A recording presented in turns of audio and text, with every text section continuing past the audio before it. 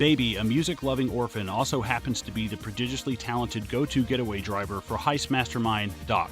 With the perfect soundtrack picked out for each and every job, Baby and Sue's Doc's violent bank-robbing cronies, including Buddy, Bats, and Darling, get in and out of Dodge before it's too late.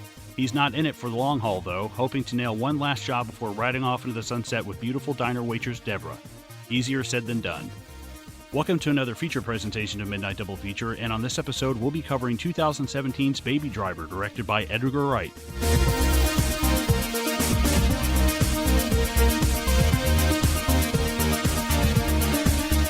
Ladies and gentlemen, welcome back to another feature presentation episode of Midnight Double Feature. We are joined today by Danny. Danny, welcome back. Hey guys, hey.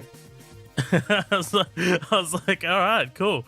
No. I didn't know you wanted a speech. No, it's fine. Here's all the quests I've been on.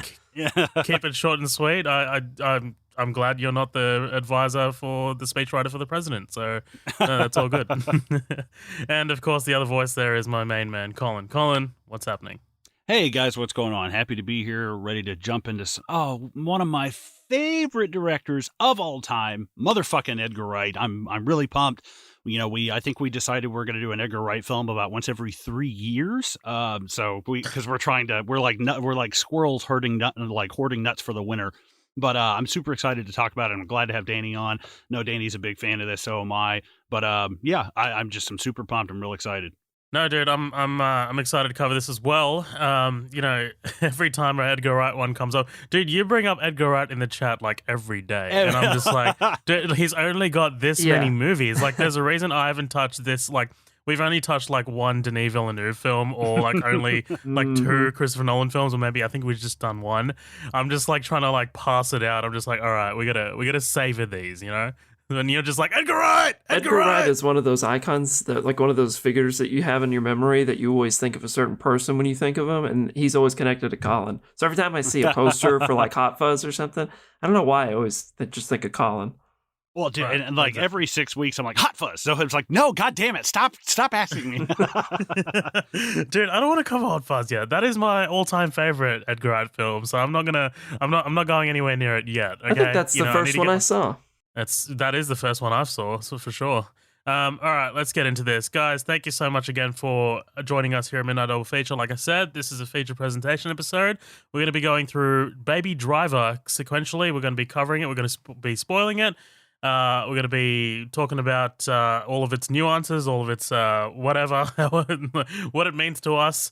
And if you want to join in on the conversation, please follow the After Party. The After Party is our Facebook group where our community chimes in, and we always post polls, memes, and we'd love to get your input. So please go ahead and follow the After Party. That's 3 words. And we also have our main page, Midnight Double Feature. If you'd like to follow that, that's where we post all their notifications of our episodes that are coming out, or rather have come out. And we're also on Instagram, which is at Midnight Double Feature, and Twitter, which is at MDF Pod. We currently have a little bit of a competition going where if you rate and review us on iTunes, screenshot that review and send it to midnightdoublefeature@gmail.com, you can go into the running to win your very own feature presentation episode. And what that means is it'll be Colin and I, or Danny and Matthew, depending on availability, will be covering the movie that you choose. So we're going to be choosing that on randomly. We'd like to get all of the picks in, as many as we possibly can, and then we'll just go ahead and choose it. Don't compete. Yeah, right, exactly. You know what? If you send us a 1-star review, I'm still going to consider it, but I'll give it less weight. And you're just going to have to do the whole episode by yourself if you end up winning. Yeah, right, exactly. So go ahead and do that, guys. That competition is still open. And if you'd like to win your own feature presentation episode, you can go ahead and send that review to midnightdoublefeature@gmail.com. Awesome. All right, dude. You know what, Danny? You're the, I'm not going to say guest because you are a co-host of Midnight Double Feature, but you like to make these little appearances. Yeah, I come out of the hole every now and then.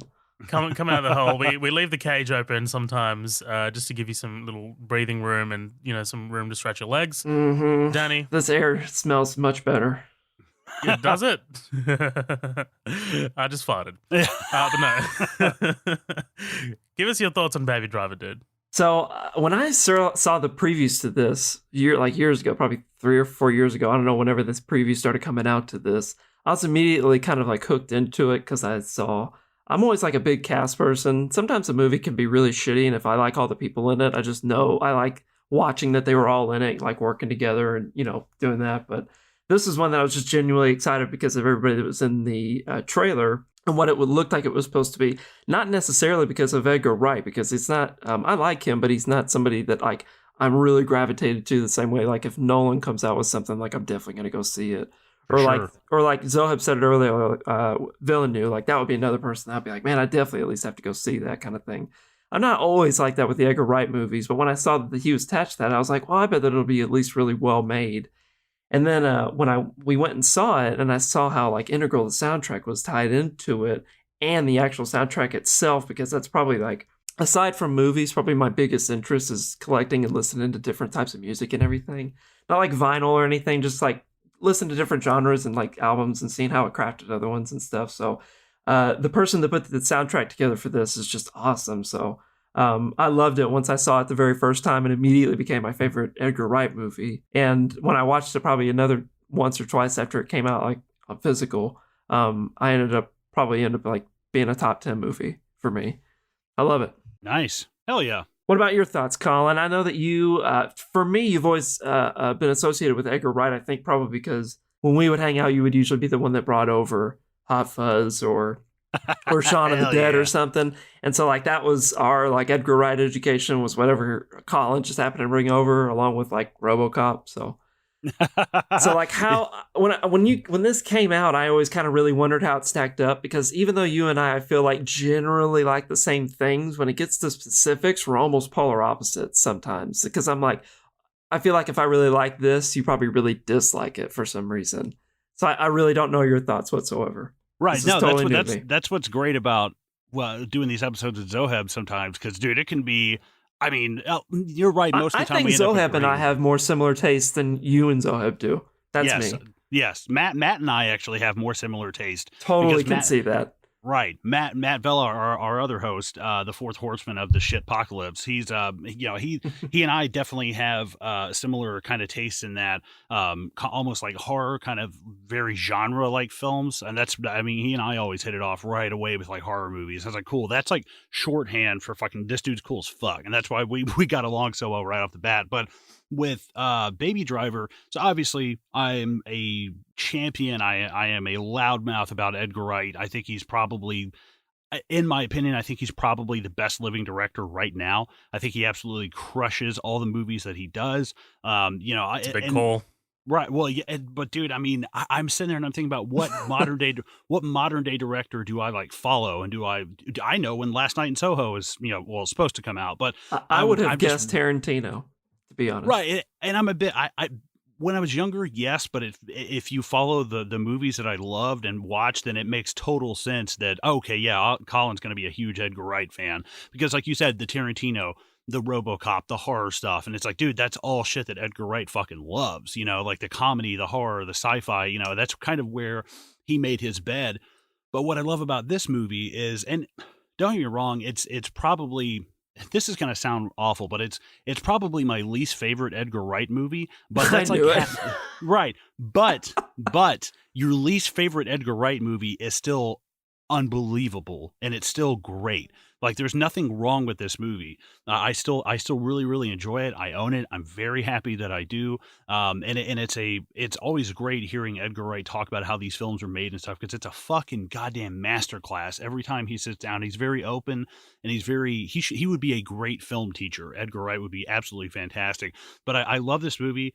Really, really great cast. There's a couple things here and there that I'm like, it's forgiven because he's trying to step out of the genre. He did a zombie film. He did a thriller kind of, step for, kind of like a paranoid, everybody's coming out to get me kind of thing with like Hot Fuzz. And then he did sci-fi with World's End. So it's cool to see him break out of that and be like, this is less comedic, but it's not, I guess you can call it a heist film in the terms of like a genre film, but I don't think it's really that. I don't know. I guess when I say genre film, obviously I guess you can say heist is genre, but I don't think it's as heavy as something like sci-fi or horror or stuff like that. but I absolutely, I absolutely love it as a heist film. I think it does a really great job. I have problems with more so just like character things here and there. His writing's always really tight. His editing, his soundtrack, his shot, his shots that he takes. Technically, it's absolutely fantastic. There's just some, there's some parts like writing wise where I'm like, I love Scott Pilgrim. I would have to say that probably it goes Shaun of the Dead. I don't know, probably a tie. I was literally just writing my list as well. Right. I was scrolling through his movies as well. He's only got 5 movies that really kind of stick out, right? I mean, he's got that first one that no one kind of has seen, right? What's that one that he did before Shaun of the Dead? A Fistful of Fingers. I saw that one then and was like, what is that? It's a really, really, it's the first thing he ever did. It's super, super, super cheap. But, I'd probably say Shaun of the Dead. It's really hard because it's like picking your favorite kid. I love them all. Like, they're all great movies, but I obviously the rewatchability is there for some more than others, and Baby Driver's your least favorite kid. Right. Yeah, exactly. if I had to, I'm just saying, if I would have had a miscarriage and I had to pick one, I'm saying if I had to, no, I'm just kidding. it's the one that just accidentally fell down the stairs and your wife gets home and you're just Oops. like, and she's like, why is he crying? And you're just like, oh, I don't know. I just got out of the shower. I don't know what happened. No, but I still, it's still absolutely fantastic. It's great to see an original filmmaker out there slugging it out. I know him and Rian Johnson are like bros, and I think Rian Johnson is really great too. Fuck yeah. I love Looper. I like Knives Out. It's pretty good. I want to see more. I haven't seen Last Jedi, but I know if I see anything with like Matt Reeves or Rian Johnson or Edgar Wright, like those are my go-to guys right now. Those are the ones that I trust when I go to the movies. And I think Dan Gilroy's in there as well. If you want to, lump someone in who's Nightcrawler and Velvet Bustle. Yeah, absolutely. His first 2 films have just been great. And Denis Villeneuve, Christopher Nolan as well. But I think that it's great to see him kind of break out of, that's the guy who does like the horror, he does the sci-fi, kind of stuff. And it's like, if you really think about what Edgar Wright is doing, he's like slowly collecting the Infinity Stones. Like he did like a zombie film. Yeah, he did a zombie. He did, and then his next one's going to be like a straight horror movie called Last Night in Soho, which is supposed to be out in September of this year. Who knows? But hopefully, fingers crossed. But the thing with that is, now he's done a heist film. Now he's doing a straight horror film, and it's like, dude, it's great to see him. This film feels really Once Upon a Time in Hollywood. Feels very 70 to me. The blues and the reds, and it heralds back to like some great 70s filmmaking. And I think if you follow him on Instagram, he plays these great little games where he'll post a screenshot of like some movie from 1938 and have people guess it, and people get it all the time. And he's just a huge cinephile, and that comes across really well in his movies. But obviously, there are some things I don't love about it.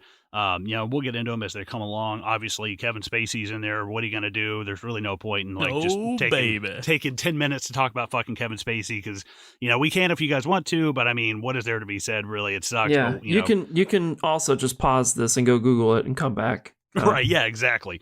I just want to mention, why is it always the episodes that Danny comes on that we always have like a moral quandary with like sexual predators? Like, didn't we did The Professional, right? Like Leon the Professional. Oh, that was fucking weird. Yeah, and then we were like, we're avoiding that cut because anyway, let's start the movie. At least that one, like, that's not. It totes the line, and it totes the line. B, it's fictional. This is a real dude who was doing this shit, so it's like, nah, fuck. But allegedly, allegedly, some Letterkenny reference. No, I think it's absolutely great. I think if this is a symbol of what is to come with Edgar Wright, I really can't wait for Last Night in Soho. I really think he's going to come out and like crush something and win an Oscar at some point because he's slowly getting away from the Nick Frost, Simon Pegg stuff, which I love. That's great, but you can feel him growing up as a filmmaker, and you can tell that this guy has so much left to give, and I think we've barely scratched the surface of the movies that he's going to give. So I absolutely love it. I love Edgar Wright. Like I said, it's not my favorite one. There's some problems here or there, but I mean, it's nitpicking. It's nitpicking. To a certain extent, it's like, well, there's certain things here or there, but all in all, did I really love it? Do I own it? Did I enjoy it? Yes. So that's my thoughts. Boom. So before we get started, what do you think of this? Yeah, man, this I was writing out my list, right? Like the Edgar Wright films that I've seen, and there's 5 films, right? Let's go from bottom to top. And also tell us where Edgar Wright is on your list of all. Oh, I will. I'll get there. Okay. So World's End is right at the bottom. I'm sorry, Sure. Colin. I know. Scott Pilgrim, second last. I mean, like, you know, when I say second last, there's only 5, but these are all like good. They're not terrible. Like, you know, they're like I actually enjoy all these movies. Like, they're great. Sure, yeah. Yeah. Baby Driver, slap bang in the middle, number 3.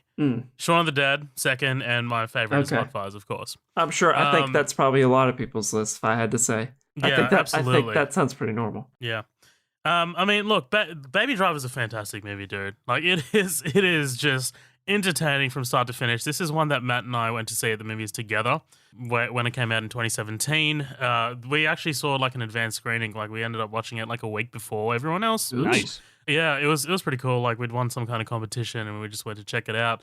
This movie, dude, it's got a sense of style about it that you haven't seen it before in any other film. Not only is it like centered around music, but it's just like it's got this kind of energy throughout that just can't be replicated in any other film. Like that's of this genre. That's of like a heist film or like a romance film. This movie feels like equal parts Heat mixed with La La Land. Hell and yeah. that's such a weird combination, but he pulls it off so fucking well, dude. I want to mention the cast as well. The cast of this is absolutely fantastic. This is one of okay. So when I watched this for the podcast, rewatch it for the podcast rather, the night before I watched a movie called Just Mercy. It's very recent. It's got Jamie Foxx. It's got Michael B. Jordan. I know the movie you're talking about. It's a solid film, dude. And you know, I was watching that movie and I was just thinking about Jamie Foxx. I'm like, man, this guy has had just an insane career.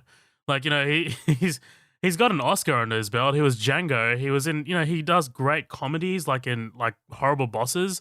And then he shows up in movies like this and he is a scene stealer in this movie. Like, Jamie Foxx is outstanding in this movie. Yeah, He's doing yeah. great work, man. But this movie, I love that it's okay, here's something that I love about Edgar Wright, but it's also something that I don't love about Edgar Wright.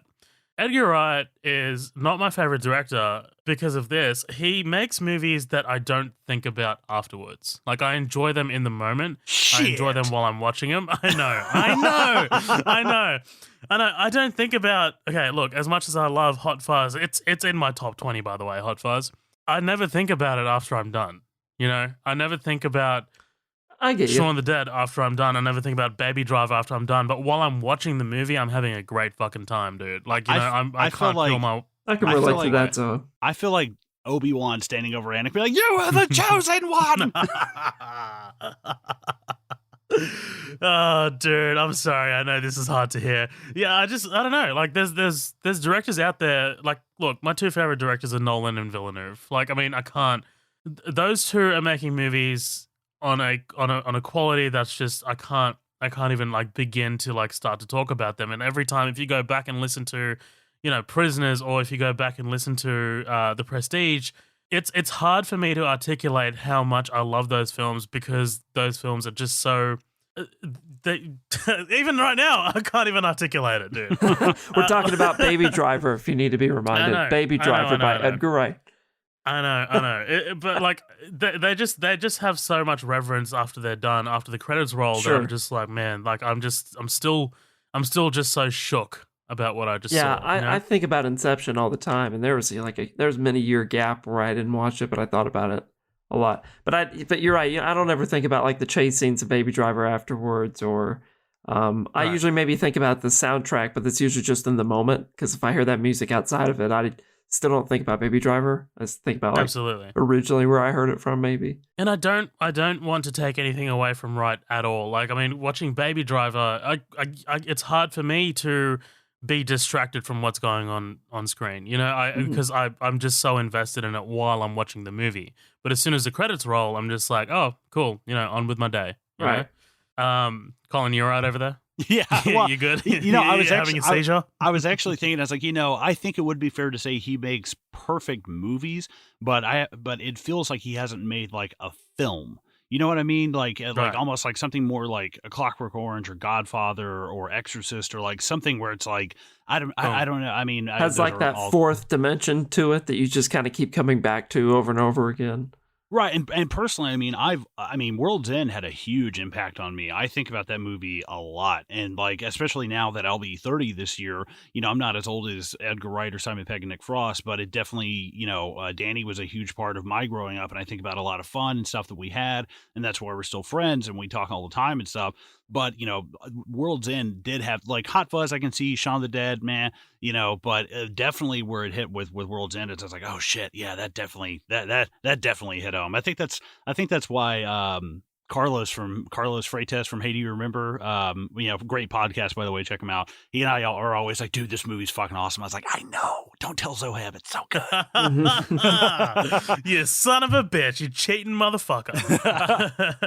I mean, yeah, look, man, it's and this is the great thing about different directors and the way they approach their films. Like good movies always have a message and like something to teach their audience, but it's the way it's delivered, right? Like Nolan really likes to go very highly conceptual.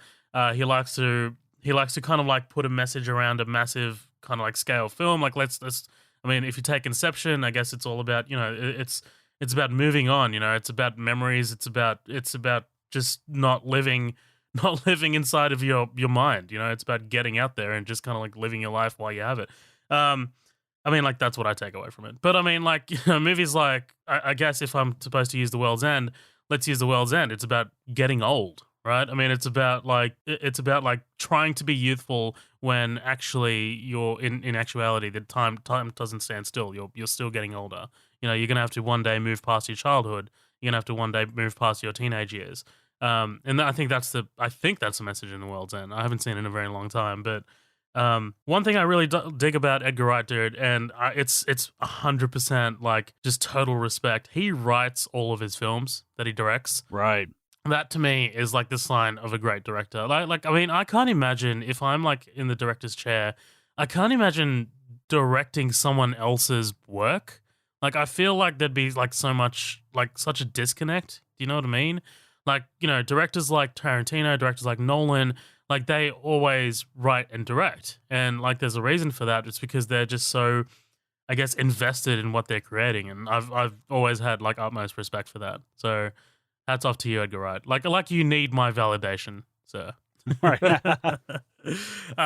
Tell you what, before we move on into the actual film itself, one thing that I do want to talk about, dude, I wish we'd got Edgar Wright's Ant-Man. Like, man. Oh, yeah. Second. Holy fuck. Like, that movie was co-written with Joe Cornish and Adam McKay and Paul Rudd. And, you can... There's elements like of it that are in there. It's probably what you were just about to say. The car, the Luis scenes where he's, like, quickly explaining and it's quickly panning in on him and he's overdubbing the people he had conversations with. That's all Edgar Wright bullshit, man. I love that part of it. Absolutely. Also, I promise, one last thing before we head in here. Okay, I think there is a clear winner in this movie, and it's none of the cast, it's not Edgar Wright, it's the editing. The editing in this movie is just astounding, dude. And like that is an Edgar Wright staple, I know, but I'm a big action film fan. I like heist movies. I like car chases, and just the editing in this movie alone, dude. I just applause. It rocks. Applaud. Yeah, it's so good, dude. It's so good. All right, guys. What do you guys say we get right into this bitch? I'm click and play. Let's do it. Let's do it. All right. We kick it off. Dude, I love immediately how we have just the high-pitched ringing noise, like the tinnitus over the studio logos. It's like immediately, okay, we're already telling a story here, We get this introductory opening sequence where we meet Baby, Griff, played by John Bernthal, Buddy, played by John Hamm, and Darling, played by Itza Gonzalez. Now, guys, get out your, how beautiful this woman is, like right here, because I'm not gonna do it. What? Come on, dude, really? Are you serious? I right mean, now? I wouldn't kick her out of bed for eating crackers, but come on, like, no, I mean, Jesus Christ. My brother always said, he was like, if you went on a blind date and that woman walked through the door, whoever it is, like, it was you, because he and I have very different tastes, talking about women. He's like, if she walked through the door, would you be upset? I'm like, nah, I guess not.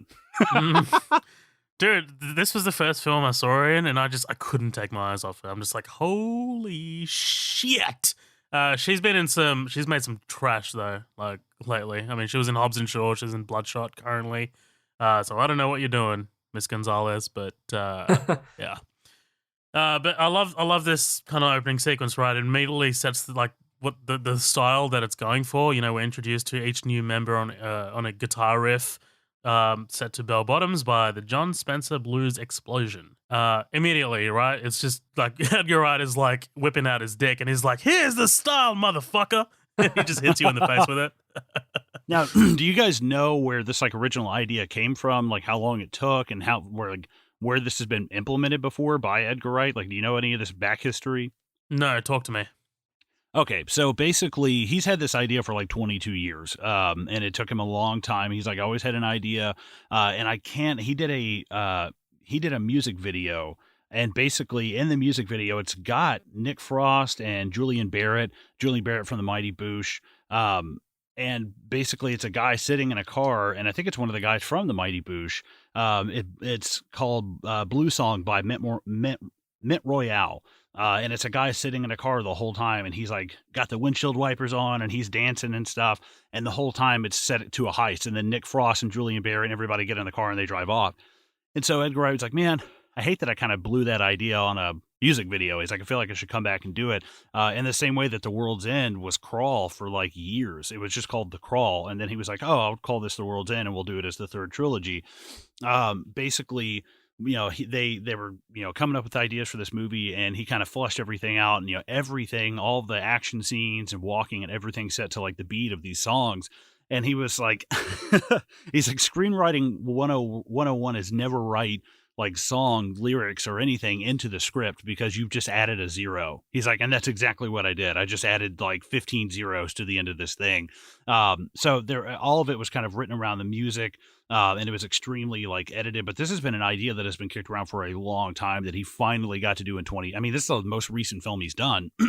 So it's been sitting around on his noggin for years. And there's a great podcast episode. I can't remember the name of the podcast, but it's him and Christopher Nolan in like Washington, D.C. after a screening of the film.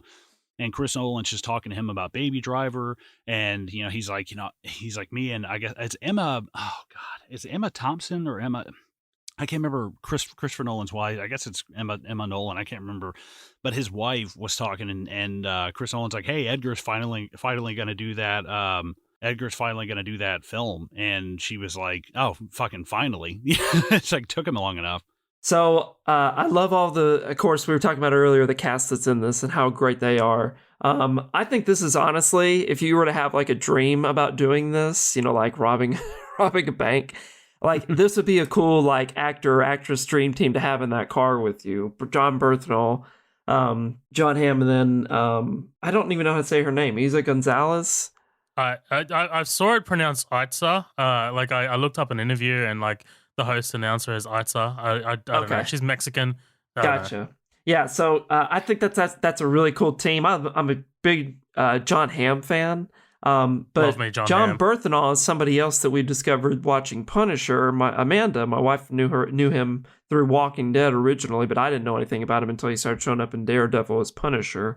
But then I started seeing him like everywhere. Like I finally caught Sicario later on. He was in that.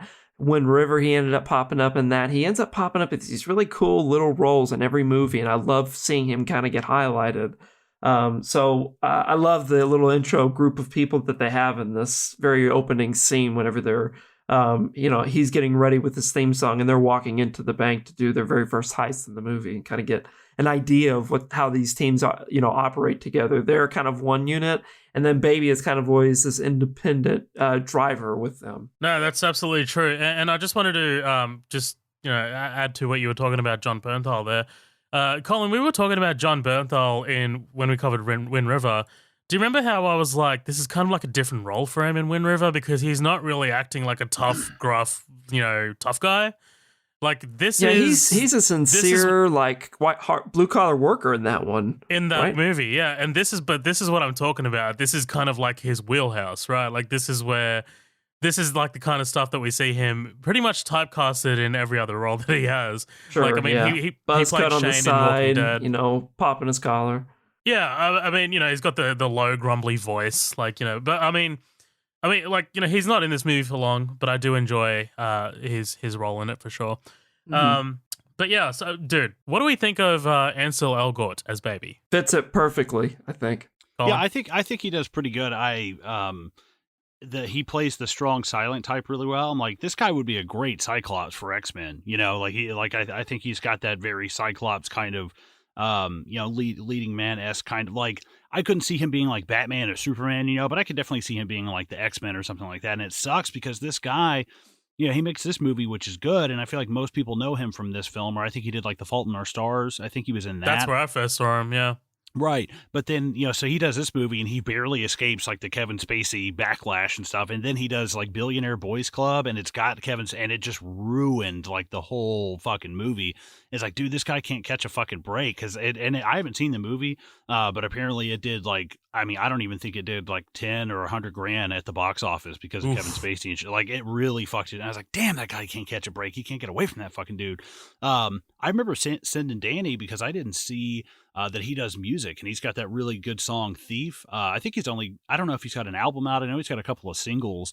But it looks like really he only catchy. does singles. He looks like he only just pushes out promo singles every now and then. Supernova was one that I heard that he did that I loved. Yeah, I haven't heard that one. The only thing I've heard is Thief, but I'm like, dude, that's great. It's really great. It almost kind of sounds like The Weeknd. It's very poppy 80s kind of bass drum heavy stuff, and it sounds great.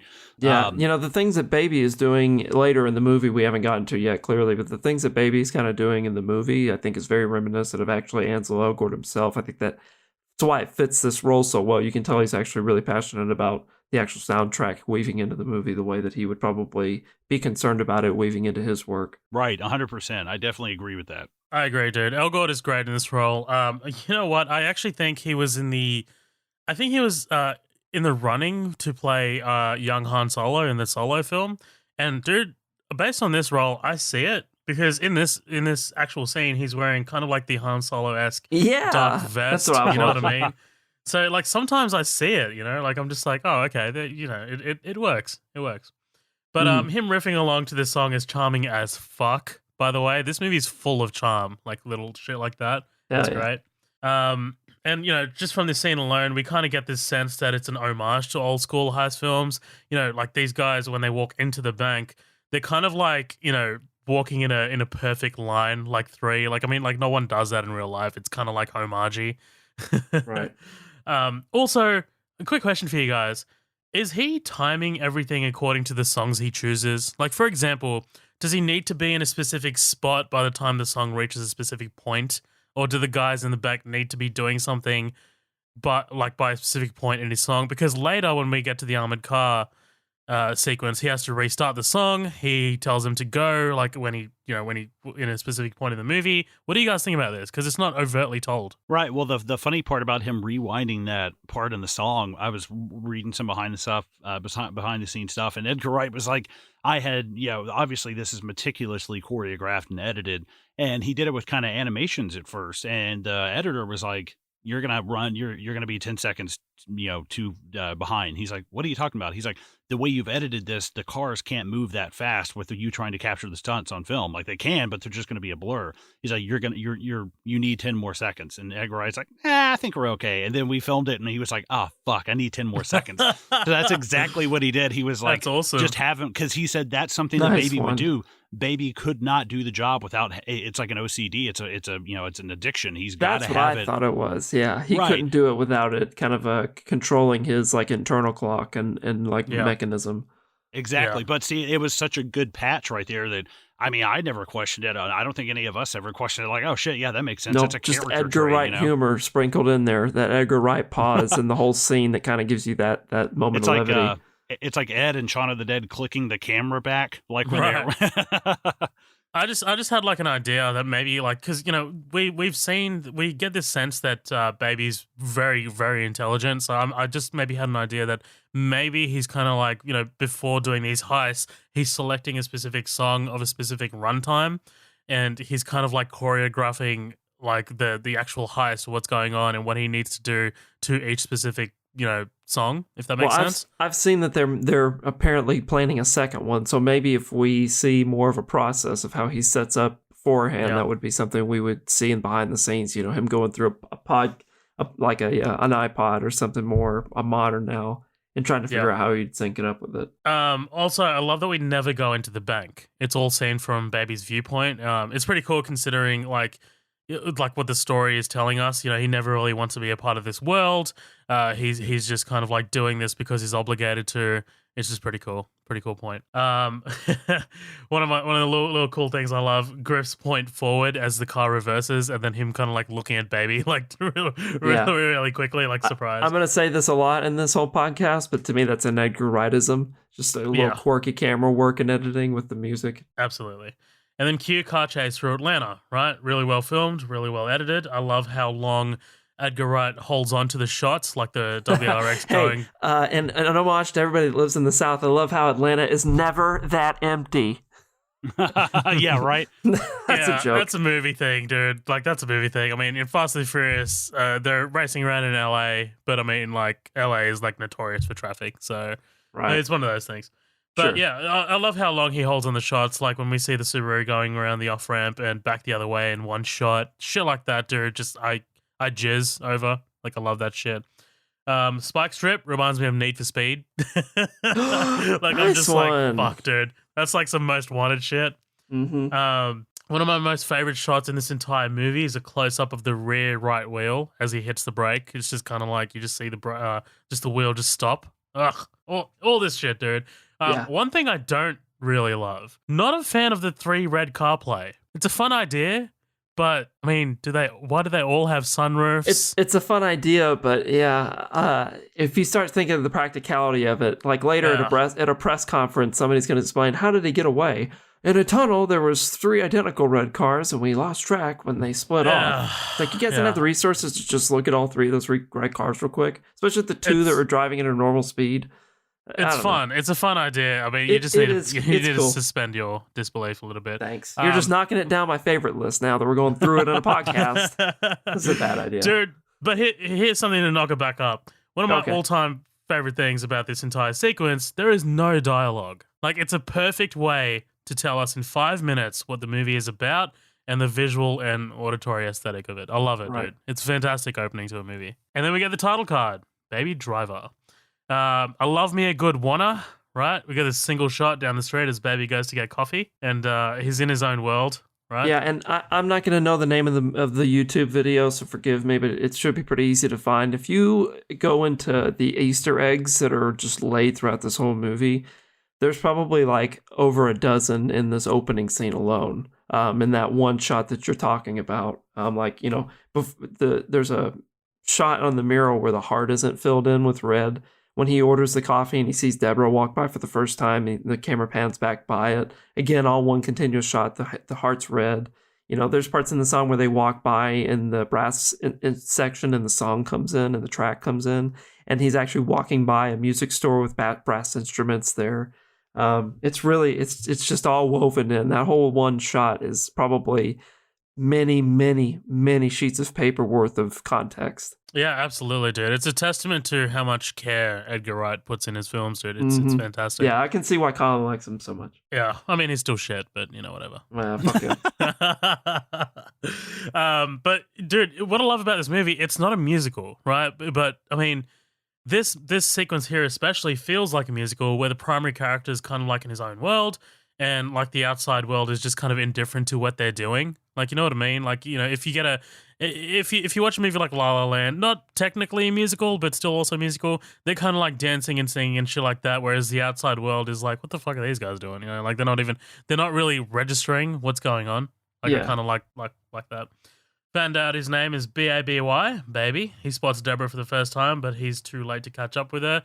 And we meet Kevin Spacey's Doc here at the post-heist brief.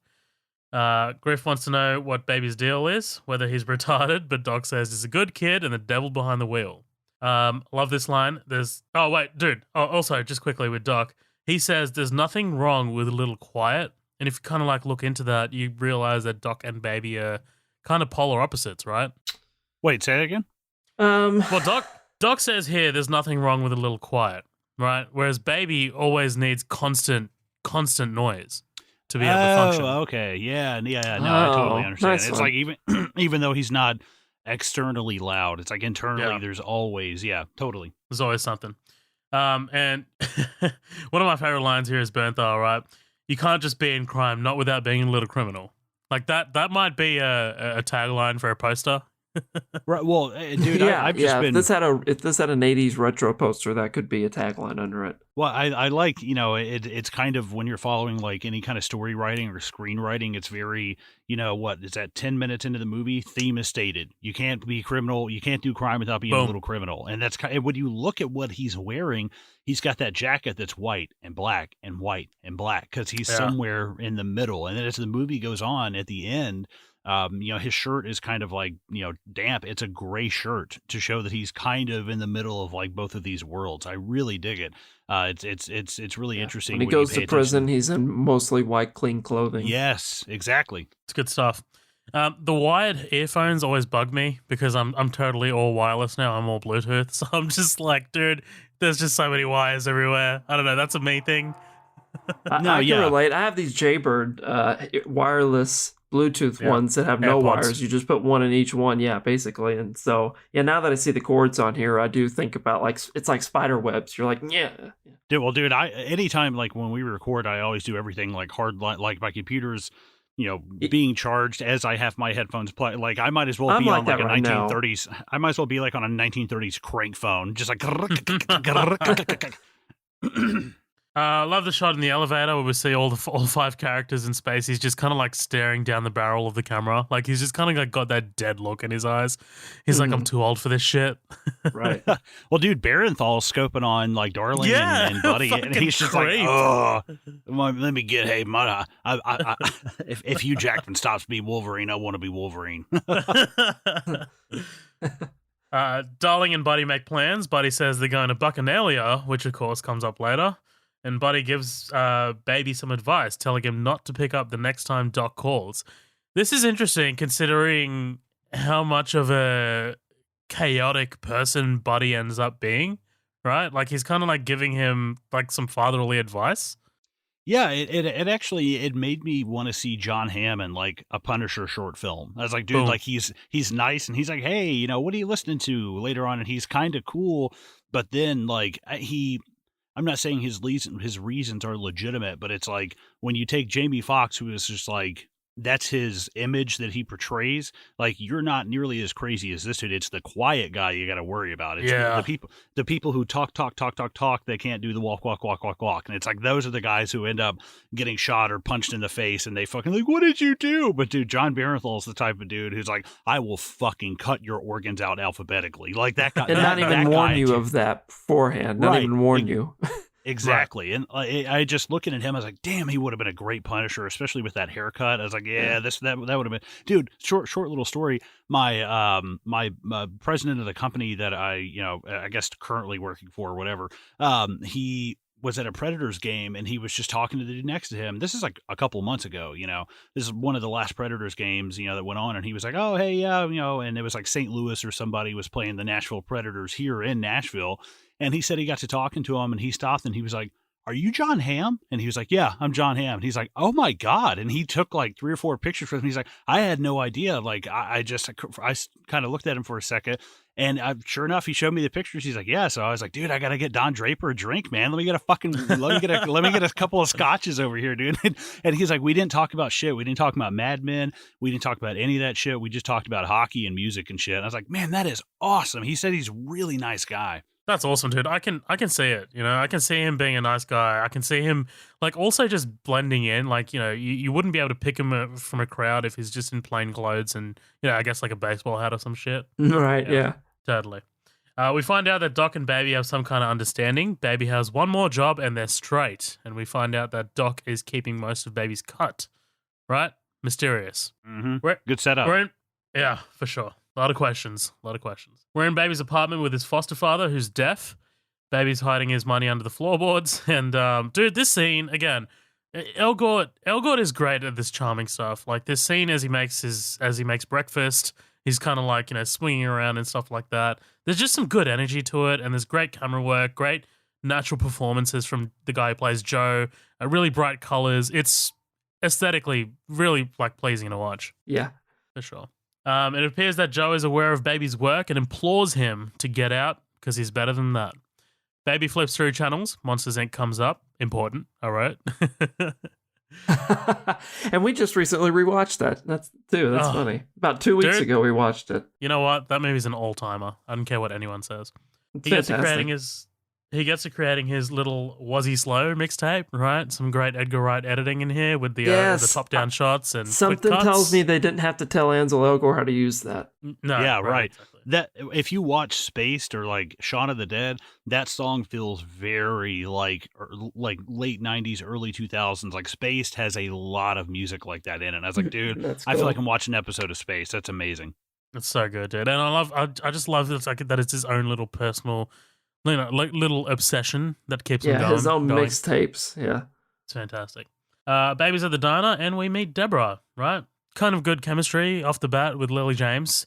What do we think about Deborah and Lily James in this movie? Danny, go for it. I think she's just always got this great smile every time she shows up on camera. She's just always kind of like stealing your attention, I like the kind of like soft, like innocent, attention that she's always getting every time that, she shows up.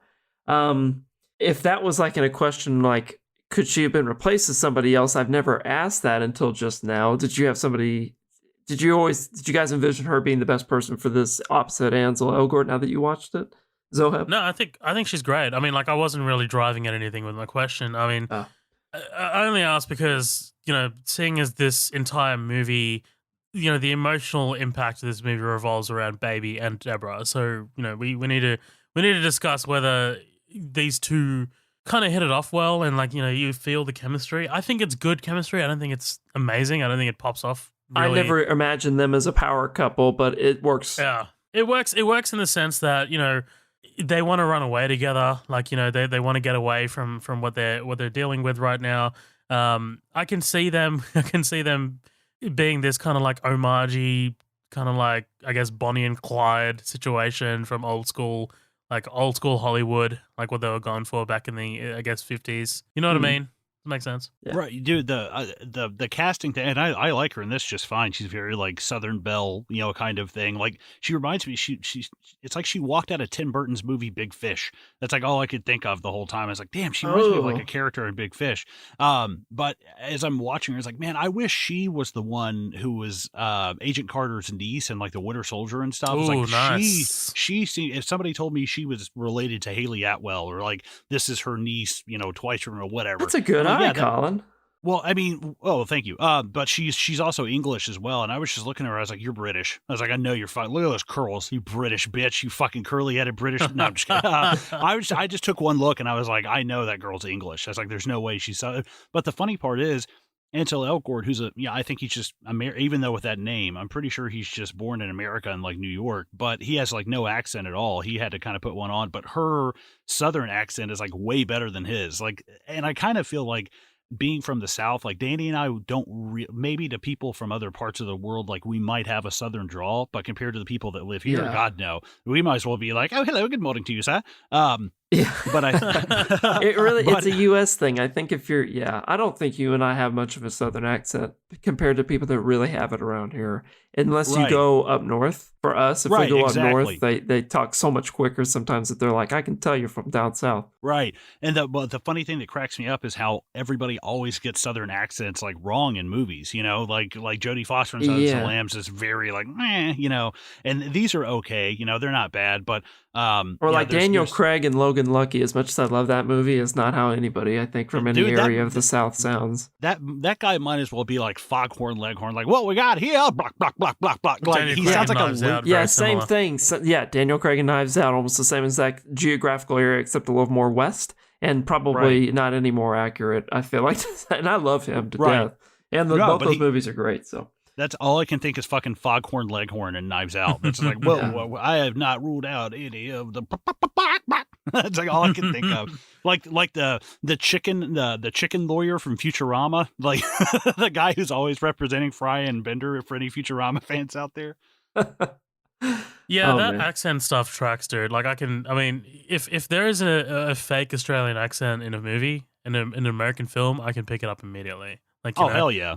And like, to what you were saying, I have an Australian accent, but I don't have anything close to what some people have here. Like, like they will sound like they just, I don't know, like I don't know, born and bred. I'm born and bred, but they are just like the salt of the earth Australian accents, but Yeah. Right. In the South, the more like super Southern it is, it's just the less they move their cheeks whenever they make the words come out of their mouth. right. So they're talking about work here and what Baby does for work. He says, okay, maybe I'm looking into this. He says, I don't know if I ever get off. Is that an impotence joke? Oh, yeah. The phone rings, but Baby doesn't answer. This seems like a kind of like a 50s-esque James Dean Bullet kind of scene. Like the aesthetic of it, the awkwardness of the characters, and the lead kind of like being coy about what he does. Kind of like, answering everything with double entendres. Like, he's being truthful, but not being truthful. Like he's almost like he can't turn his charm off a little bit too much. Like you don't have to have a charming response to everything, Right, exactly. But at the same time, it's really working for Deborah. Like, like she's loving this. She's eating it up. Yeah. Well, and I like because he's not totally unflappable. He's like, oh, I have a kids menu, fuck. Like he's like stutters, and like it takes him a second to recover, but it's like, dude, this guy's whole job is like moving fast, talking fast, thinking fast. Like even though it might seem like he's real slow and just like, hey, what's going on? Like he's almost like externally he's like a mime, but inside he's like Boomhauer from King of the Hill. Dang old man, I'll tell you what, dang old man. Like he's always moving so quickly, But I love that. I love the fact that he's not just this like ultimate charm machine like the entire time, but that she actually does like totally fuck his shit up when he sits down. He's like, what? Like, this blonde-headed woman who's working at the restaurant that your mom worked at, and then she walks in and she's singing your name. Like, oh shit, that would fuck me up too, Yeah, absolutely. I mean, like you said, he clocks her singing Baby by Carla Thomas, goes to pick up the record. Back at the apartment, it's clear that he's very smitten, right? I love Joe putting his hand on the speaker so he can gauge the song off the vibrations. Like, that is awesome. Yeah, you can tell he's almost kind of like soaking in that young love. Mm-hmm. Absolutely. This is a great scene, but the phone rings. My chicken just laid a very big egg. Are you in? All right. And then here we are back at the hideout. We meet Eddie No-Nose, formerly Eddie the Nose, played by the guy who played Needles in Back to the Future Part 2, but more famously, he is Flea from Red Hot Chili Peppers. Yes, I'm a huge Red Hot Chili Peppers fan. Thank you for letting me take over your web. No, ladies and gentlemen, you have entered the Danny part of the podcast. Arguably, probably some of the best concerts we've ever been to. Red Hot Chili Pepper concerts. We went and saw them. We've seen them twice, 2 different times. They've come to Kentucky. Not that we were there, but we had to drive to see them. It's just closest, and they. We got the very first time we got to see them. They actually we got to watch them like play basketball in the KFC Yum Center like practice courts before they actually went to perform. Like you could see through those windows down from like walking through from the parking lot on the street, that bridge that goes over. Anyway, it was pretty cool. So it was really cool getting to see him in this, and it reminds me that he actually kind of dabbles in acting every now and then, like The Big Lebowski and just random shit. But when he pops up in this, it's just always kind of fun and quirky, No, well, think about if anybody could make the career moves that this guy has done, he's like Baby Driver, The Big Lebowski, Back to the 2 of those are some of the best films ever fucking made, and it's like how is this guy? I mean, arguably Back to the Future 1 much better in my opinion than Back to the Future 2, but still Back to the Future 2 is great. You bring up a good point that he just kind of walks into these really ultimately ends up kind of being big, prominent, more prominent. He's also movies. in the third one, I'm pretty sure. He's gonna fucking pop up in Christopher Nolan's Tenet or something. Totally. What the fuck is this dude doing here, dude? If you look really closely, Flea's in Schindler's List. It's crazy. Like he's just kind of in the background. He's one of the Nazis. Is that Flea in the picture in The Shining at the end? Oh shit, love it. We also made JD, who put the Asian in Home Invasion. that had me laugh out loud, dude. For sure, dude. For the longest time, I thought this actor was Daniel Day Kim, who played Jin from Lost. Looks really similar to him, right?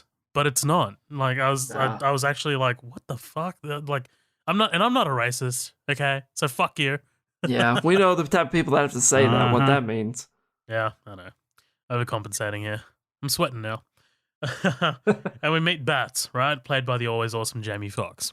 Yes. Like I said, I think Fox is an absolute powerhouse in this movie. Yeah. Fuck you, okay? You know what?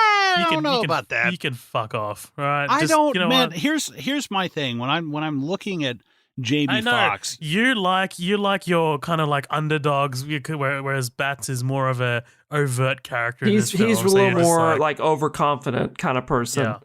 well, and what I wanted was like, and this is what comes down to a problem of like the writing and stuff. I don't know if it really comes down to Jamie Foxx because he doesn't do bad, but it's kind of like I would have preferred to have seen like a somewhat of an unknown person. Like if you had brought up like if nobody knew who Anthony Mackie or like Chadwick Boseman were, and they played this character, be like, dude, this is like I think Anthony Mackie could definitely do this shit. But I think that those two people you end up liking too much. I think Jamie Foxx, there is a really good likability to him, but he also has like that Right. like his limiter is broken, so he can go on to that like he's too much and he's just so overbearing sometimes level that I don't think Anthony Mackie or somebody like that, you couldn't. By the end of this movie, you end up being happy seeing what happens to Jamie Foxx. I don't think I would have been happy to see. I don't think Anthony Mackie could have done anything to make me happy to see him get killed in the end of this.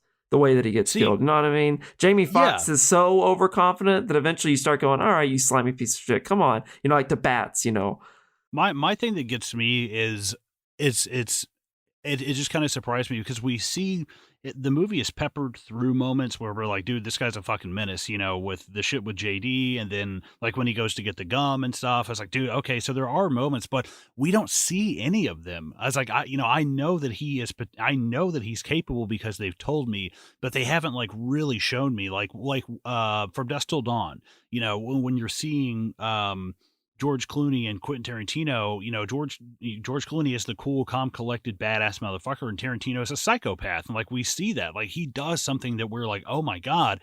But with Jamie Foxx, it's like I never really see him do anything that's like, dude, that's a cold-blooded motherfucker. Like he does a couple of things, but it doesn't. I don't really see anything firsthand. I'm always hearing about it. And But I'm is like, it one of those things where we need to see it though? I mean, like I kind of like the idea of you're telling the story of this monster and you don't really see what he's doing, but in your mind it's kind of like already awful. Like, you know what I mean? And I kind of feel like everybody's reputation in this movie follows that same setup where you don't ever see their previous work, but you would take it on good behavior. Like you take it on good assumption that it's like whatever you hear about them is as fucked up as they really are. And we'll get so when to you it. see Jamie Foxx acting really batshit crazy, you're like, dang, this guy might be like the standout of these loony like characters.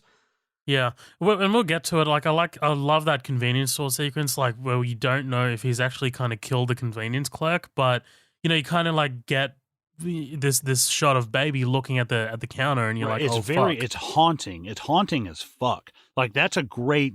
I like that because it kind of throws it up, a little bit. But it's almost like, when you watch something like Heat, they set Waingro up so well because it's like, dude, this guy, obviously wants to kill people. Like that's his main thing. Like, and I think that Jamie Foxx is not on that kind of crazy level, but I'm like, I kind of wish they would have just shown like a little bit more. And they do. And like, again, we just see like when they do this bank robbery with the Michael mask, he pulls up and that dude's just on the ground. I'm like, dude, show me him fucking shooting this guy. Like we show a couple We of see things, it at the end, right? I mean, he shoots one of the guards point blank shotgun. Right. But to me, I'm like, man, that feels just like too little too late. Like it's like seeing it firsthand, it almost works in that way because it's like they've blue balled us that whole time. And then when we finally see it at the end, we're like, kill that motherfucker. Like it's effective in that way. But I just kind of wish there was a little bit more. He just doesn't come across as like menacing. He comes across as arrogant and annoying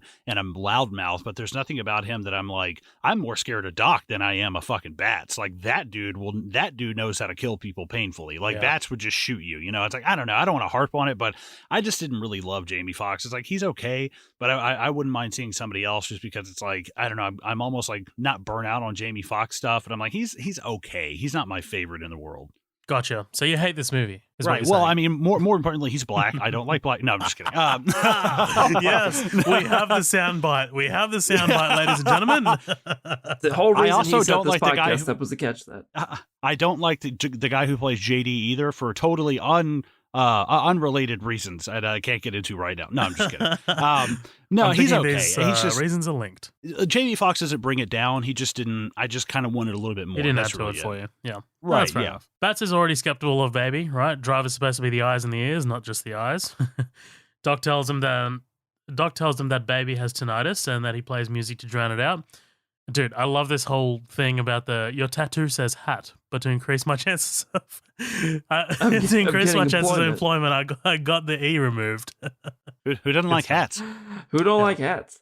Well, and I wonder if you guys caught, this is a Edgar Wright thing, where he's flipping through the TV and it shows like the bull with the matador and it shows Tyler Durden from Fight Club. He's like, how's that working out for you? And Baby says, how's that working out for you? Like he's always quoting movies like Monsters Inc. and shit. Like he's always kind of regurgitating this back to people. And I think it's great. It's a great layer of character for Baby because it's like, this is not the real me. Like I'm using stuff to kind of keep you away from the real facade. me. Like this, right. This is not who I really am, I love that. I think that's a great touch. It's good stuff, dude. Doc fills Bats in on Baby's reputation. He stole Doc's Mercedes, which had a lot of junk in it, right? That's all we need. That's literally all we need to tell us why he's kind of paying him back, right? Like, I don't need to go into this kind of like failed heist or anything like that. I just need to know just like one line, one throwaway line, and I'm good. Also, Spacey should not be saying the words balls and kid in the same sentence. Well, dude, it sucks because I was talking with Carlos from Hey Do You Remember, and I was like, man, it sucks because there's movies I want to cover, and I think it was something like Chronicle I wanted to cover, and then all this shit came out about Max Landis and stuff. It's like, it sucks because there are some great movies, and Carlos said something great where he was like, you don't have to love that person in life, but you have to realize that sometimes people like that can be good at something. And I was like, yeah, I guess you have to kind of be like, you're a talented piece of shit, right? Yeah. It's like you can separate them, but you can also put them at the same time. Like Hitler was a great painter, but fuck him. It's like is that the example you had to jump to though? Yeah, that's like the first one. It's like it's because it always struck me weird. Like Hitler was a painter. Like it always throws me off. I'm like that's just so strange. It'd be like, Colin, this is like, the greatest hits episode for you. Oh, like, dude, this is such a good episode. How much more shit can you say? No, it'd be like if fucking Saddam Hussein was great at pottery. Like where the fuck did that come from? Like. I just want to point out something as well, a little bit of behind the scenes for Midnight Double Feature. From episode 2, dude, we were talking about The Usual Suspects. Do you remember? And like that movie is Bryan Singer and Kevin Spacey. And like we've never really, we've never really been comfortable enough to go near that movie as good as it is and as good as much as we want to talk about it, Right, yeah. I think we'll have two mysterious guests on called Zalin and Koheb, and they'll do that episode. Yeah, for sure. We'll just start our own little spin-off podcast bonus episodes where we cover movies that we just can't talk about anymore. Oh, boy. So we get this short little montage of the guys talking shop as Baby is playing along to Unsquare Dance by the Dave Brubeck Quartet. Of course, Baby's able to read their lips and has complete understanding of the plan despite skeptical Bats. And then we get the Perimeter Trust heist, right? Bats does his pre-heist pump-up speech. They took our money, our hard-earned paper. They snuck in while we were asleep at night, took the pants off the chair and emptied our wallets. They got what's rightfully ours. I love that he has to G himself up before he heist. It's fantastic. Yeah, like imagine all the heists he's done and how he had to talk him into itself in the past, For sure. That's, dude, I totally related to that because it's like, I'm not working at the moment, but I'm calling people, being a debt collector and stuff. But when Colin's sitting outside of banks, he's like, these fuckers took our money. Yeah, these fuckers took my money. You charged me that overdraft fee, God damn it. And they're loading a gun in the car. No. Greatest hits episode, no shit, right, yeah. Jesus right. No, the thing that cracked me up is I do that at work. I would like have to call somebody at their job, and it's like, dude, I hate doing that, man. I don't want to be a nuisance. I'm like, they have your goddamn money. They came in and they took your sandwich out of the lunchroom. I'm like, fuck them. And I get my headset and I'm like, listen, motherfucker. But no, I totally relate to that. It's like these people owe you a debt. And it's like, damn, that's I related to that so hard. It's like it's kind of crazy, but it is something that I guess it works. It's like that is rightfully mine. But it's not. But I mean, it is. Yeah, kind of like selecting the correct perspective for yourself. Yeah, for sure. Right. Yeah. The Mike Myers masks, right? I mean, okay, look, That's hysterical. this is one of those things that I think if you put Anthony Mackie in, you can't really get away with it. Like little comments like this is just like, the fuck is this mask? Like, I love that. Like just how quickly he says it, just how confused he is. Like, I don't know. Yeah. But I also love, oh, you mean Jason? Always gets me, dude. Colin, you already mentioned why Baby needed to restart the song, right? Pretty awesome. Tells him to go. And this action sequence is great, right? It's set to Neat, Neat, Neat by the Damned. And again, we always see the heist from Baby's point of view, right? Baby's a bit stunned to see the blood coming from the downed security guard. And this begins the start of Bats' depravity. And this shit, dude, like this, okay, we can talk about this as a broad sequence. I'm not going to go through every single thing about the action sequence, but this shit under the semi-trailer is crazy. Like, that shit gives me anxiety. If you see a car, like, underneath the wheels of a semi-trailer and it's being dragged along. This was done in Too Fast, Too Furious, and the car actually goes under the tires, and it's just, God damn, what a scary moment. Well, and I love that none of this is like, it'd be so easy to do this digitally and with CGI. And Edgar Wright was talking about that. He's like, when you do something on a green screen, you're just filming reactions. It's like people tend to like overact because they're trying to put themselves in this mode. But when you're doing it for real, these people are concentrating. They're like, fuck. He's like, they're not, there's no worry in the back of your head when you're doing it on a green screen. Yeah, no, absolutely, dude. I like and it looks timeless as well. I mean, like, nothing looks dated about it. It just looks, you can watch this, you can pick this movie up in 50 years and still be like, okay, this still looks legit. Like, Right, yeah. Yeah. They get chased by the soldier boy. He wipes out and they're forced to get a new ride. Dude, okay, here's something that bugged me. They're out on the street looking for a new car. Why isn't Baby wearing a mask? Like, he's just so easily identifiable. Well, I guess if you go looking for a white male between 5'10" and 6 foot with brown hair in the South, it's like, well, that really narrows it down. Yeah, and let's hope that he was running away from the people. Like, if there was people in the car, they would be seeing the back of his head. And maybe there's no cameras. I don't know. That's the most I can defend him. He's running with them though. Like, I don't know. It's just something that it's like, yeah. It's one of those like suspension of disbelief things. No, it makes sense. I mean, that's like, why would everybody but this one guy, Yeah. Baby gives the baby to the mother, despite Bats telling him to leave the baby in the car, right? Heart of gold. And, dude, okay, here's one thing that I loved. I wish the movie kind of like utilized it a bit more. I love the iPod struggling to resume the song, Like, I would have loved to see more of that. I like a scene where Baby's just kind of like unable to function because of the music. Like, that would have been awesome. I mean, we talked about it earlier. Colin went into great detail earlier about how they had that purposeful scene about that. Yeah, but I mean, I guess maybe a little bit later you start to see part of his life crumble because key parts of it, even musically related, aren't there anymore. Yeah, absolutely. But maybe not to the degree where you're thinking, where they have like a 1 minute montage where he's like, the audio jack suddenly isn't working, and then all of a sudden one of his headphones goes out. I don't know. Not even that. I was just kind of like talking about in the middle of like an action sequence like this where, he's got no access to music, so he kind of like fucks up, like I guess he crashes into shit. I don't know. I'm not writing this movie, but whatever. They make the switch. Bats has a little moment with Baby, asks whether he purposely made Bats miss his shot. The moment you catch feelings is the moment you catch a bullet. Does this weird anyone out? Because the camera angle makes it seem like he's not really pointing the barrel of the shotgun directly at Baby. Like, if you look at it, it kind of like looks like he's pointing the barrel at the door a little bit. Me too. It almost kind of looks like he's going to go like marching somewhere with Baby. Yeah. But in the reverse shot, it like you see that the barrel is pointing directly at Baby's head. So yeah, who knows? Edgar Wright is shit, Colin. Fuck you. Yeah, what's with this editing? Baby brings the guy's coffee, and Bats tells him JD is long gone, baby. right? I mean, I wonder if this is why they chose the Austin Powers mask. I mean, behind the scenes, just so he can do the baby, you know. Oh, I'm sure. Yeah, that's why they got it. That's the payoff they were looking for. In the I car could park, see I could see them maybe coming up with that on the spot or something. yeah. In the car park, Doc tells Baby that he's a man of his word and that he's all paid up and straight. Baby notices the blood coming from the trunk of the nearby car, and we see JD dead before Doc tells Baby to sunset the ride. And dude, I know you love this, Colin. This is one of my favorite shots, transitions in the entire movie. You got Baby like looking at the boot of the car, and the transition is him literally like standing there in the junkyard in the next shot. It's fantastic. He doesn't change positions or anything. Yeah, it's okay. Are you fucking kidding me? Are you? Are you fucking? I'm gonna hang up. I'm gonna hang up this call.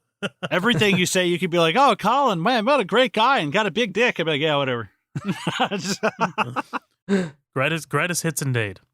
Oh, yeah, Yeah, right. no kidding. He gets these flashbacks of his parents, right? We see that they're involved in a car crash. Baby cues up easy by the Commodores, ditches the gloves and the burner phone that Doc gave him, and walks off free and clear. And cue Yeah, end another credits. thing, sorry, is to just the same level of detail that you were going to earlier about how the music kind of was woven into this so well. His main flashbacks, like the only time that they basically spend in the movie showing him spending time with his mom and dad, and kind of like that part where his life maybe starts going awry.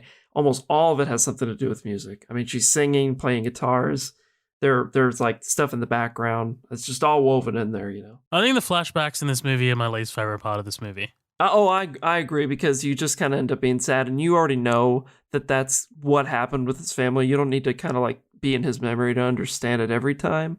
But I just think if we're trying to build his character from all these flashback scenes, it's just like even in those, like even in his primal memories when he's sitting there thinking while that car's getting crushed, even in those memories that come to his mind, it's still music related. Yeah, I mean, but it's not that flashbacks make me feel sad. It's that I don't think you need them. I don't think you need the flashbacks. We already to be know able to that he's tell- orphaned, right? Yeah. Yeah, I mean, like you can do this through dialogue. You can do this through an exchange between. I mean, I'm pretty sure he did do an exchange, like do it between an exchange between him and Deb, right? Colin, what do you think of that? Do you think the flashbacks are necessary? I think the only one that's really necessary is if you just had him wearing the iPod and then you cut to the front of the car and it shows them slamming it. Like, that's really all you need. But we don't need, like, the MTV behind the scenes video of her life, of his mom. It's like, I guess maybe just to show the impact of it, but it's like that's part of us as a viewer, be like mother, mom, maternal. Yeah. That's when I rewatched this, I don't even remember the other things until right then when I was watching it, when it was showing her play guitar. I was like, dang, man, even that has music woven into it. The only thing I ever remember is them arguing and then the crash. So yeah. At the diner, Baby reunites with Deb. Right, tells her that he's done with the work, agrees to go on some errands with her. He gets her name, Deborah. They talk about how it relates to songs. Again, not I'm just going any into song, this. Zoheb. A Beck song. I knew Danny was going to say something about fucking Beck. I'm a huge Beck fan, too. I'll leave it there. I already used up a lot of our airtime talking about Red Hot Chili Peppers, but I'm a huge Beck person. So whenever they brought that up, my wife even knew like that was a big moment for me when we were in the theater. She was like, oh my God. And I was like, ah. It even shows the record that song is on, Midnight Vulture spinning whenever it transitions from them getting done playing it in the laundromat and kind of like bonding that way into the apartment where him and his caretaker are at. Gonna be 100% honest, Danny. Never heard of Beck before watching this movie. It's okay. What? It's okay. A lot of people are like I'm that. sorry. But I think it's one of those people that a lot of his songs are woven into culture if you just sit there You and never listen. heard I'm a loser, baby, so why don't you kill me? You never heard that song? Not even his No, best stuff. I but don't think I have. No. Wow, man. I mean, I'm not his biggest fan, but even I know a few of his songs. Like, shit, that's Look, crazy. I'm musically illiterate. You know, like, I'm not. But I'm he's not the just type like of person Beck, right? that's won Grammys in the 90s, and he's won Grammys in the late 2010s even. So he's stayed pretty relevant. Well, look, I mean, like, and this is a conversation I've had with Matt, like, a lot of times. Like, let's talk about the licensed music in this versus, the actual score, like, actual composition. There's none. There's barely any like actual score or composition in this movie. Yeah, and I know you're a big score person. I love score, dude. Like I love, I love that shit, dude. I love orchestral scores. Like it's fantastic. I mean, like obviously that's not what Wright is going for in a movie like this. Like 100%. Like that's not what the premise of this movie is about. Right. So I mean, in that way, it's not really like that appealing to me. Like I can't remember what movie we were watching, Matt and I, and like we were talking about, licensed music versus actual score or composition. But I mean, I tend to lean more towards the score / composition stuff of it. Mhm. Yeah, where the fuck am I? Oh, here we go. Again, they're talking about like how many songs they have for each other, right? Barely any for Deb, but plenty for Baby. Like, that's a good comeback, dude. I love that. It's adorable that she says all the songs are about you. I mean, to be fair though, I never think of Baby as someone's name, but I think of Deborah as someone's name every time. So, yeah, I mean, like even when the characters hear the name Baby in this movie, they're just like, when I've Baby? told people about this movie, they're like, "What does that mean?" I was like, "It has nothing to do with babies. That's his name." And they're like, "Oh." Yeah, love the shot of their feet at the laundromat, right? Just how like they're kind of like in sync. That's so weird. Right when you said it, like literally that scene started for me right when you said I'm watching it, and I was like, "Ha, fuck." It's good stuff, dude. They learn about each other's lives. Deborah doesn't have much to keep her in Atlanta anymore, right? And they agree to go out to Bacchanalia. I love that he suggests this based off what he overheard from Buddy. It's like saying like even the life of crime seeps into his personal life, like he just can't get away from it. Yeah, but also maybe how influential he is. He is like, or how impersonable he is because of the people that he's hanging around. Like that's how he gets off his outside knowledge. Yeah, like that makes sense. He's very like kind of like easily influenced by them. Yeah, like that. The very first place that he suggests is a place that he has only heard about from high-profile criminals. Yeah, gotcha. Well, and did you guys catch like the dryers and everything behind them? It's all like red and blue and yellow, red and blue and yellow. It's all, and they're all in the same cycle. And I was like, oh shit! Like actually, Edgar Wright, I think he did a Beck music video like last year for or colors. Year before that. And it's almost the same exact color scheme. Yeah.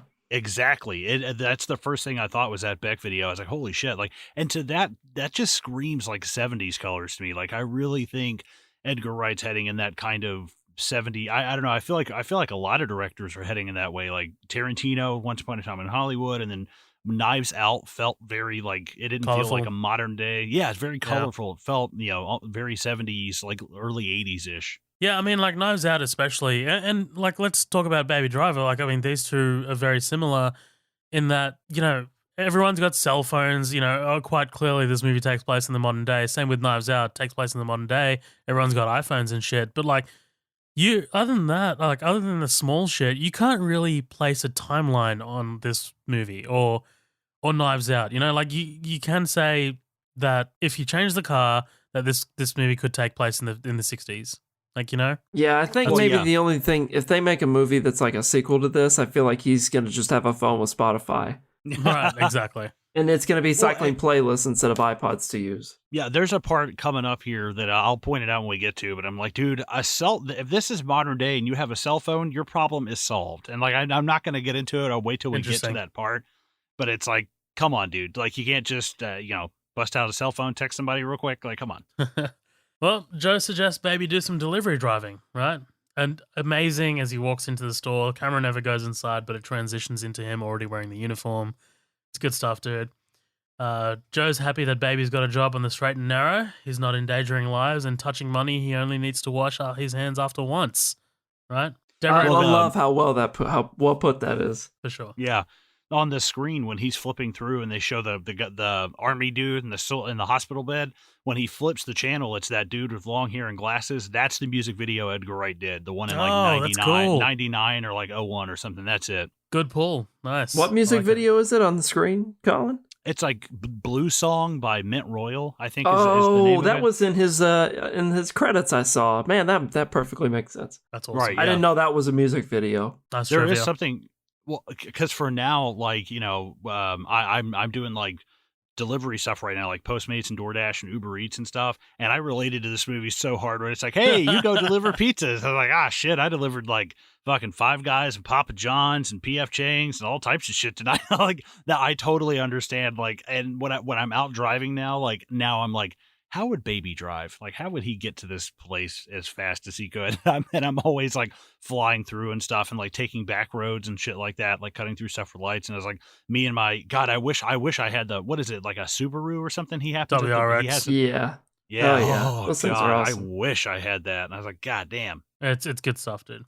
Yeah. Deborah and Baby head out to Bacchanalia. Like a lot of romance films, right? The camera just pans around them as they seem to have a good time.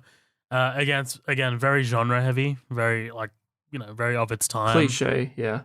Yeah. But not like an annoying cliche. Not in a bad way. It's sort of like you don't need that. homage. You don't need that detail. You just kind of get to see them like enjoy each other's company. You kind of get it. And that's what Wright, in my opinion, does best. Like he plays homage to all these genre films. Good stuff. Yeah, but while he's having dinner there, he notices somebody there that he wasn't expecting, right? Well, yeah, because Doc picks up their tab, right?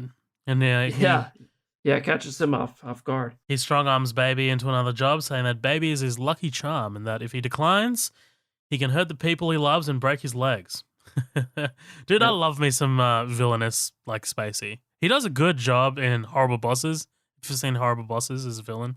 Yeah. Well, Yeah. I don't mind this, but it's I don't know. I guess it kind of does flesh him out because it's like this is a guy who's like, I'll put you in a fucking wheelchair, and then at the end he's like, I was in love once. I'm like, dude, pick a fucking mood. Yeah, I didn't like that swap over either. It didn't. But at that point in the end of the movie, I'm just like, okay.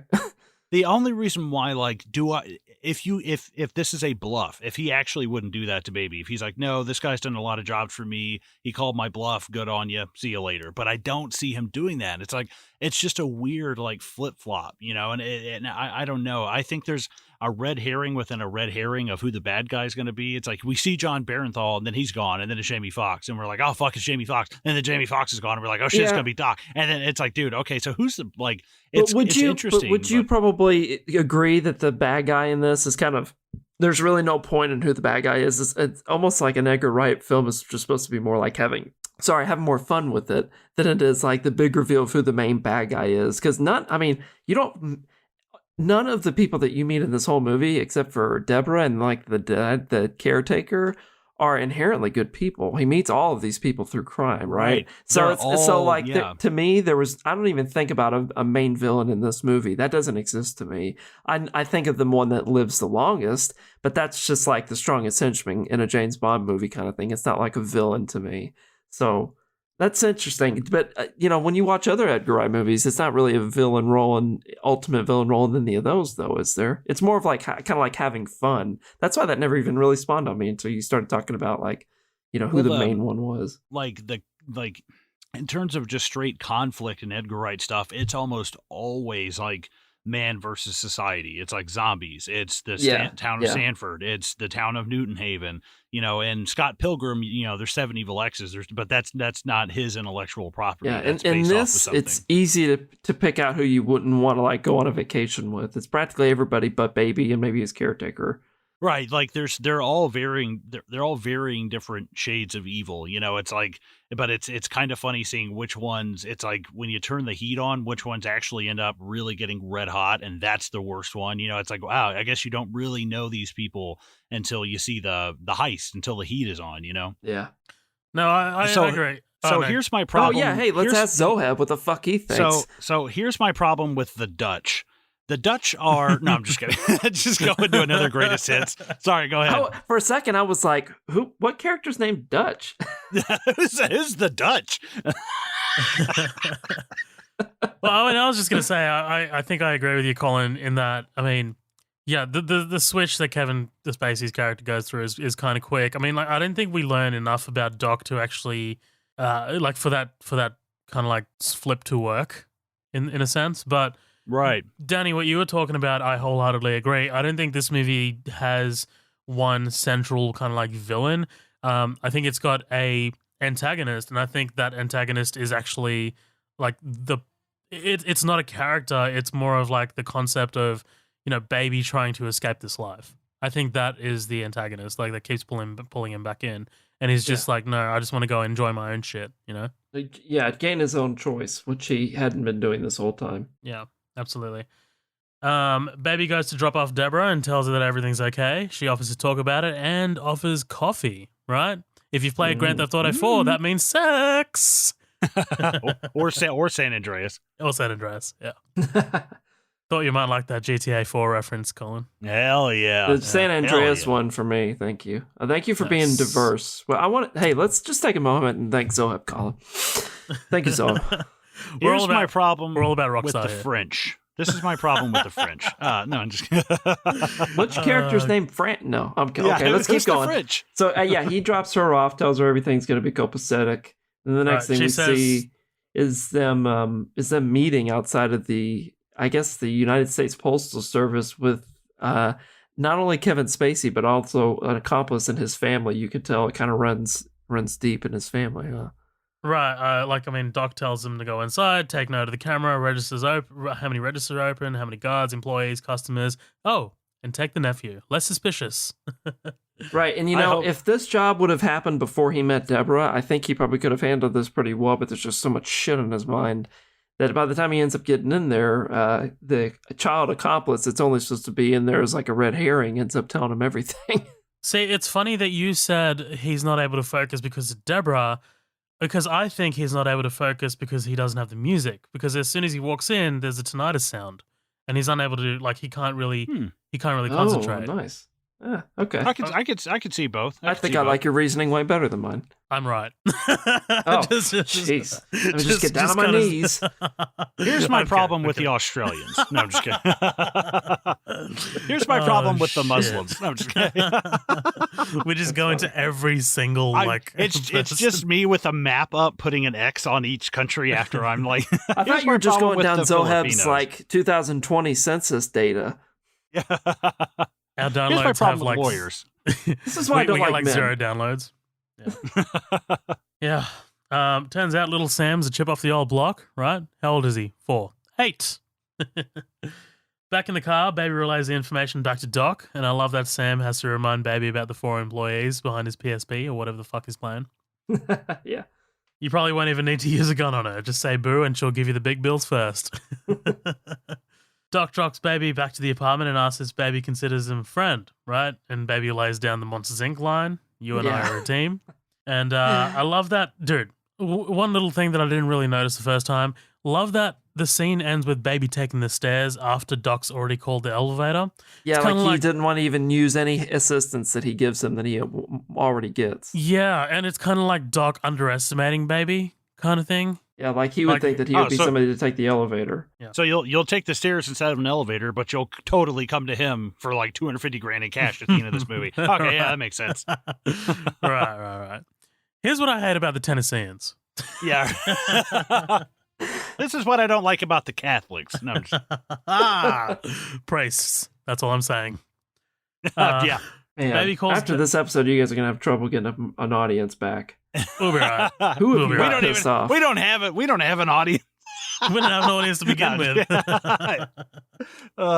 Baby calls Deb at work and tells her that he has to drive again. I'm sorry. I'm just cracking. I'm cracking. Great transition. Great hosting. Deb asks what he wants. He says, I want us to head west on 20 in a car that we can't afford with a plan that we don't have. Keep driving and never stop. And she says that she's in. Baby meets the crew of the hideout. We re-meet Darling, Baby, and Bats. And there's tension between the couple and Bats. Now, dude, the line that cracked me up is I love the See No Evil, Hear No Evil. It's a Richard Pryor, Gene Wilder flick. And in it, Hear Great No movie. Evil, that's Gene Wilder and he's deaf. So when he pulls up and he's like, oh, great, Hear No Evil's back. I was like, oh, shit. Yeah, I love that too. Man, I didn't even pick up on that reference, but that's a funny movie. I laughed so fucking hard. I was like, oh, Jesus. It was good stuff, dude. I love it. Now, didn't Doc say that he doesn't use team members twice? So why are these guys? He doesn't use complete teams twice. Thank you. I thought that same exact thing, and when I saw everybody back in the same room, I thought, oh, this must be a death scene. Like all these people must be the very first time I watched this, because I heard you say that same thing, and especially John Berthnell saying, if you don't see me again, it's because I'm dead. And I'm like, well, this is some finality if they're all in the same room again. But no, it's apparently just the same perfect construction, the same set. That's the same 4, combination. Yeah. You know? But it's nice that they had given us the backstory. Some of those people earlier were John Hamm and Isaac Gonzalez were kind of like a duo together, and you can already tell that, of course, Jamie Foxx batshit crazy. So it's nice that whenever you come back together, you don't have to get them reintroduced. Right. No, that makes perfect sense. Bats is being a creep. I'll watch what I want to watch. Buddy asked Baby about the music. He used to have a special tape with his killer track. For Baby, it's Brighton Rock by Queen and Colin ejaculates. It's okay. It's an okay song. I wouldn't have picked Brighton Rock, but I'd have picked like Dragon Attack or something, you know. Yeah, I what don't is know okay, about let's Brighton go Rock. through this. What is your favorite killer tracks? Oh my God. I'll be back in like an hour. No, I was I'm gonna kidding. say what song if I started driving and I was doing a heist, like Yeah. Ooh. I mean, there's a list of like okay, that song for sure, that song, but right now I would probably have to say like The Hand That Feeds by 9 Inch Nails. It's just this great. That's a It's good almost one. like it's almost like Rob Zombie Dragula, just like this boo doo doo doo doo doo. It's just repetitive and it's a great hook. I listened to I'm that just a full sucker. album for the very first time about a month ago. I love 9 Inch Nails. They're fantastic. I never got into it until then. It was good. But that's definitely that would be Uh, my like heist to getaway song. I'm and this is not my genre, but I'm gonna have to go with Bulls on Parade. Ooh, great pull. But man. not only that, the Denzel Curry remix. Have you heard I that would- version? No. No. It's good, Oh dude. no! I I did recommend watch it. that on the Triple J. He did a cover for him on Triple Yeah, J. Triple That was J. phenomenal. Australia. Yeah, Yeah, super, man. super. I love that station. So Yeah, me I too. listen to almost all the covers they do on there. Well, not all of them, but a lot of them. Because they usually it's I'm like somebody actually you know. surprised because Triple J is Australian. That's fucking awesome that you I guys. told you my Big know, Things Music. They have a lot of really good covers that come through there. That's they're awesome. kind of like they're really big. Genuinely don't they surprised do- right now. Don't they do the like a version? Isn't that the name Like of it? a version, That's yeah. what it is. Yeah. There's Yeah, an and that's- Australian that's what group they- called Kingswood that did a like a version of Beyonce, the song "Say My Name," and that's like one of the best like covers of that song I've ever heard. It's great. Yeah, that Denzel Curry Bulls on Parade came out from like a version, and that was Yeah, like yeah. they did. I they remember always do watching their, that like- and being like, "Oh fuck!" I got like, it was awesome, dude. So fucking good. Like that song gets me so amped up, and like if I was to click play on that before starting being the wheelman of a heist, yeah, we'd get away for sure.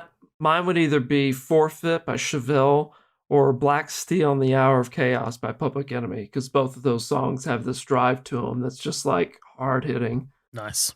You guys don't have to know Nice. both those songs off the top of your head. It's okay. Dude, I was gonna say, I was like, again, I'm so illiterate, dude. I'm sorry. It's okay. You Here's sound my so problem with the disappointed. illiterate. No, I'm just kidding. You get into some retardation and shit. Love these two bonding over Queen, and Bats' belief is that you don't need a score for a score, right? Bats tells them the story about one of his wheelmen who had a hex song, and he wouldn't get out of the car, right? Bats didn't bail on the job. He still went and got the money, but the wheelman ended up buying it a little later. Yeah. Dude, one of the best lines of this whole movie is like, "Is there a job you don't work where people die at the end?" He's like, "I guess you'll have to find out." It's like, It's so Ooh. threatening, I was dude. like, that's a So good fucking threatening. line, man. Yeah, you're That's- just like see, stand up you for a can- second. You're like, "Ugh." Right. It just cuts back to like the gif of all the black dudes like, "Oh!" Yeah, Like, just like losing their shit. But no, I fucking loved it. Like, if you gave me lines like that, that's a 1 in a million line, but it's like the setup has to be good for that. But like, if you could give me those lines like 100% throughout the movie, that is a moment where I'm like, dude, he's a bad motherfucker, but versus right now, I just get that he's got a bulldog mouth and a puppy dog ass. You know what I mean? But I think It's like haven't we all like hung out with those types of people, right? That like they're just overconfident, and sometimes it works really well, and then sometimes they're overconfident, and you just see right through their shit. It's like you have to be around them during those times to realize like they're not always like really good with their overconfidence. Sometimes their overconfidence is shitty, and it's like I like that we get to see him be like have those like that great line you just said is like perfect for him, and he just like nails it, right? And you're like, ha ha. But like some of the other times, like when the scenes where he's in the diner and he's just being like really bats, like too much bats, you're just kind of like, all right, this is giving me more fuel to be one of my least favorite villains of all these people. One of the people I want to see go first. Sure, yeah. Like one of the things I actually love is And it kind of gives, yeah, and I don't want to skip too far ahead, but with Darling and Buddy, when they're in the car and they stop to get the gum, they're like, we should just kill him. You're like, oh shit, okay. So like these people are, even though it's still just talking, that's a hell of a lot more than a threat. They're planning to kill you. Like, okay, that kind of adds a little bit more of an element to me. But I think there was something, it's the, if you'd asked me, if I didn't know any of these people and I sat in a room and I watched that conversation, like who is the deadliest person in here? I'd be like, fucking the guy who's not talking. That's the guy who's deadly to me. Like the guy who doesn't need to talk at all because he's so confident in his abilities. I love that. Like he doesn't need to gain any more info. Right. Yeah. And I love the difference between Baby and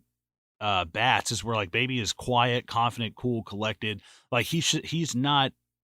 It's not like he. I don't know. I'm trying to think of the best way to say it. It's not like I'm not sure of what I'm doing. He's sure of what he's doing. He just doesn't know if he should be doing it. Versus when you look at somebody like Bats, it's like he is sure of what he's doing, but he's not 100% confident in it. I think that's the yin and yang of both of them. Like one wants to do it, but he's not that good. The other one's fantastic, but he doesn't really want to do it. And I like that distinction between them. Like the guy who has it doesn't even want to do it. That's fantastic. I'm with that. I buy it. Doc lays down the big score, hitting money orders from the Postal Service. He knows a guy that can turn blank money orders into money. And we look at these privacy glasses. I'm sorry, these are fucking stupid. I don't love this, dude. Oh god. Well, I just gotta say I like the fact that it's not bearer bonds. Every movie, it's fucking bearer bonds. I was like, dude, that's original. That's cool. That's a money order slip. Like Danny and I had to do money orders working at a grocery store. Yeah, I mean, we got those boxes. Yeah, though they're labeled. You had to load up that machine. People, you could stamp, you could print any money. I guess you needed to with that. I could see how somebody would try that as a crime idea. Right. I've never seen a bearer bond in my fucking life, but I've seen Western Unions on every. Yeah, I've seen a Western Union on every corner of my goddamn street. Yeah, like I could probably still use one of those. Right. Yeah. I mean, I'm not saying the money orders. Like, I like the money orders. I'm not really a fan of the glasses, is what I'm saying. Like, I don't know. Yeah. Oh yeah, back to that. I don't care. No, I'm just kidding. I just like them because it kind of it reminds me of World's End when they. I knew you were about to say that. And the first time you see it, you see through the CCTV, and it looks like he's not wearing glasses. He just kind of like got the laser eyes or whatever the fuck. Yeah. Yeah. On their way to pick up the weapons, they pull over at this convenience store, and this is where Darling convinces Buddy to kill Bats because he looked at him funny. She thinks it's romantic. This is cool. I like this. I also like Bats just coming in and just dumping the fucking gum, like the box of gum, like in his lap, and he's like, "What the fuck is this?" Just his style, He's just so rough around the edges. Yeah. But I guess it's worth noting, right, that they're having to stay together like this, unlike all the other times in the movie, that they're having to stay with each other overnight in order to do the heist in the morning. So they're having to spend time in the car with each other and then also go to this exchange with each other as well, right? That's like what they're on their way to. Yeah. But I mean, one of my favorite things, one of my favorite shots is just this lingering shot of the empty convenience store desk as Baby just wonders whether Bats killed the dude behind the table, behind the desk. He didn't used to leave scenes where people were like shot and fucked up, and now like as he's leaving these areas, he's having to see death everywhere he's at. Right, he noticed the same thing leaving the security guard from that at the bank. Perimeter Trust. Right. Yeah. And that is about halfway. Well, guys, what do you say we take a break right now? That's good. Yeah. Boom. Guys, we'll be right back with more Baby Driver. Don't go anywhere.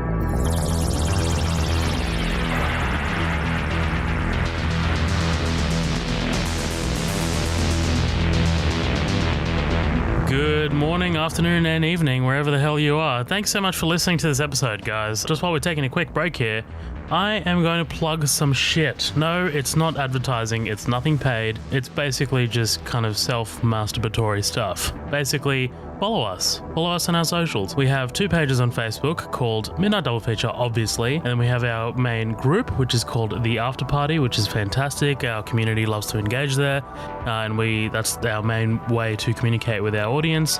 Please follow The After Party. That's a fantastic page. And please follow us on Instagram, which is at Midnight Double Feature, and Twitter, which is at MDF Pod. You can listen to us anywhere on iTunes, anywhere on Spotify, on YouTube, wherever.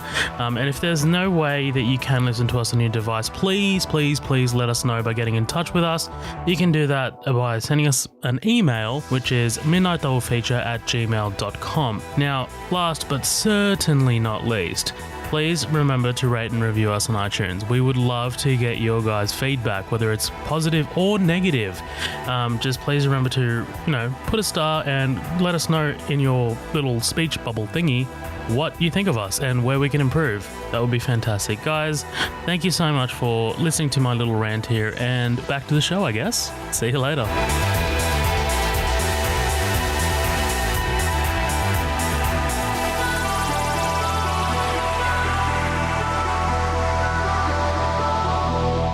What's going on, you guys? Welcome back. Coming at you with the second part of our coverage of Edgar Wright's beautiful, badass Baby Driver. Freshly squeezed, as we always are, me, Zoheb, and Danny as well. We're going to jump right back into the ship. We're at this big warehouse scene. This is where we're going over the various cuts of pork. I actually worked in several meat departments and all this. It's like, I know that. I know the Boston Bad pork roast. like if you showed me a meat Colin lineup, was I'd be presented it whenever he worked at those places too. They didn't bring it to the back of their grocery store. He went to these old empty warehouses and they opened up crates. But instead of grenades and stuff, it was actual like cuts of pork and lean. Well, this warehouse is like something out of an 80s music video. That's just some warehouse that apparently produces sparks for some reason. Like this is just like a shut. They shut this. This is usually an 80s like warehouse, but no, I enjoy the scene. I think it's really well done. I think it actually gives Bats like some room to kind of shine. This does add a little bit more to that. I was like, okay, so this dude is kind of like unhinged. Because we see it again. I like this scene because we actually show him, being kind of just visceral, blows this good guy away, dude. Like he just fucking see ya. And I think ultimately it's almost supposed to depict that like Baby getting love in his life is kind of like the reason that Doc's plans are ultimately derailing. But don't you guys think that this would have derailed a lot less fucked up if like Bats wasn't their player number 4? Like, do you mean it would have stayed on target a little bit? Like obviously, a lot of crazy. like you think about all the plans that supposedly they've been running this whole time, and that Baby Driver takes place whenever the plan that Doc keeps running with different groups of people finally goes like south. And I know it's kind of supposed to almost be like a bit of it is because Baby is falling out of this lifestyle for a good reason. But don't you guys think it's also a huge reason that like Bats is a huge reason that a lot of this shit goes south for Doc as a whole? And if their player number 4, like, Bats, was totally different in this, it would have this might not have been a noteworthy scene, it would have just been normal.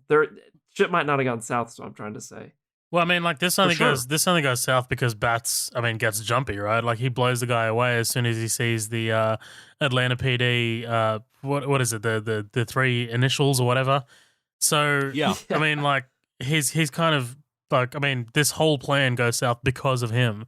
Because these guys are the cops that are helping out Doc, and these are the guys that are actually going to be transferring the money orders into actual money, right? That come to find out. So, if Bats wasn't the unhinged psychopath that he is, then, yeah, Doc's plan wouldn't have... I don't really think that has anything to do with Baby, to be honest. I don't think it's got anything to do with... I know, it's just, I feel like there's a prevailing theme in the last half of this movie that some of this shit is going south because it's all Baby's fault, but I think that really the homo spark that ignites a lot of this is Bats, really. And it's how Baby reacts genuinely to it that keeps pushing him to be even more fucked up. I think you're hitting like you're like warmer. It's like this is the kind of meeting Bats is kind of it's the trigger for Baby to be like, dude, I am like, this is not John Hamm and John Barenthal and us sitting outside of a bank. Like, you know what this is like in a very similar way as Goodfellas. Oof. Because Goodfellas starts off with this like it's wonderful and we're having great food and there's Jimmy and oh my god. As far back as I can remember, I always wanted to be a gangster. Yeah, but the funny part is, as that movie goes on, right about the halfway point, that's where shit starts to go sour, and Henry goes to prison, and then they're killing people. And if you think about Baby and Henry, they don't kill anybody; they're always there, and you can maybe see Henry rough a guy up like once, but he doesn't kill anybody.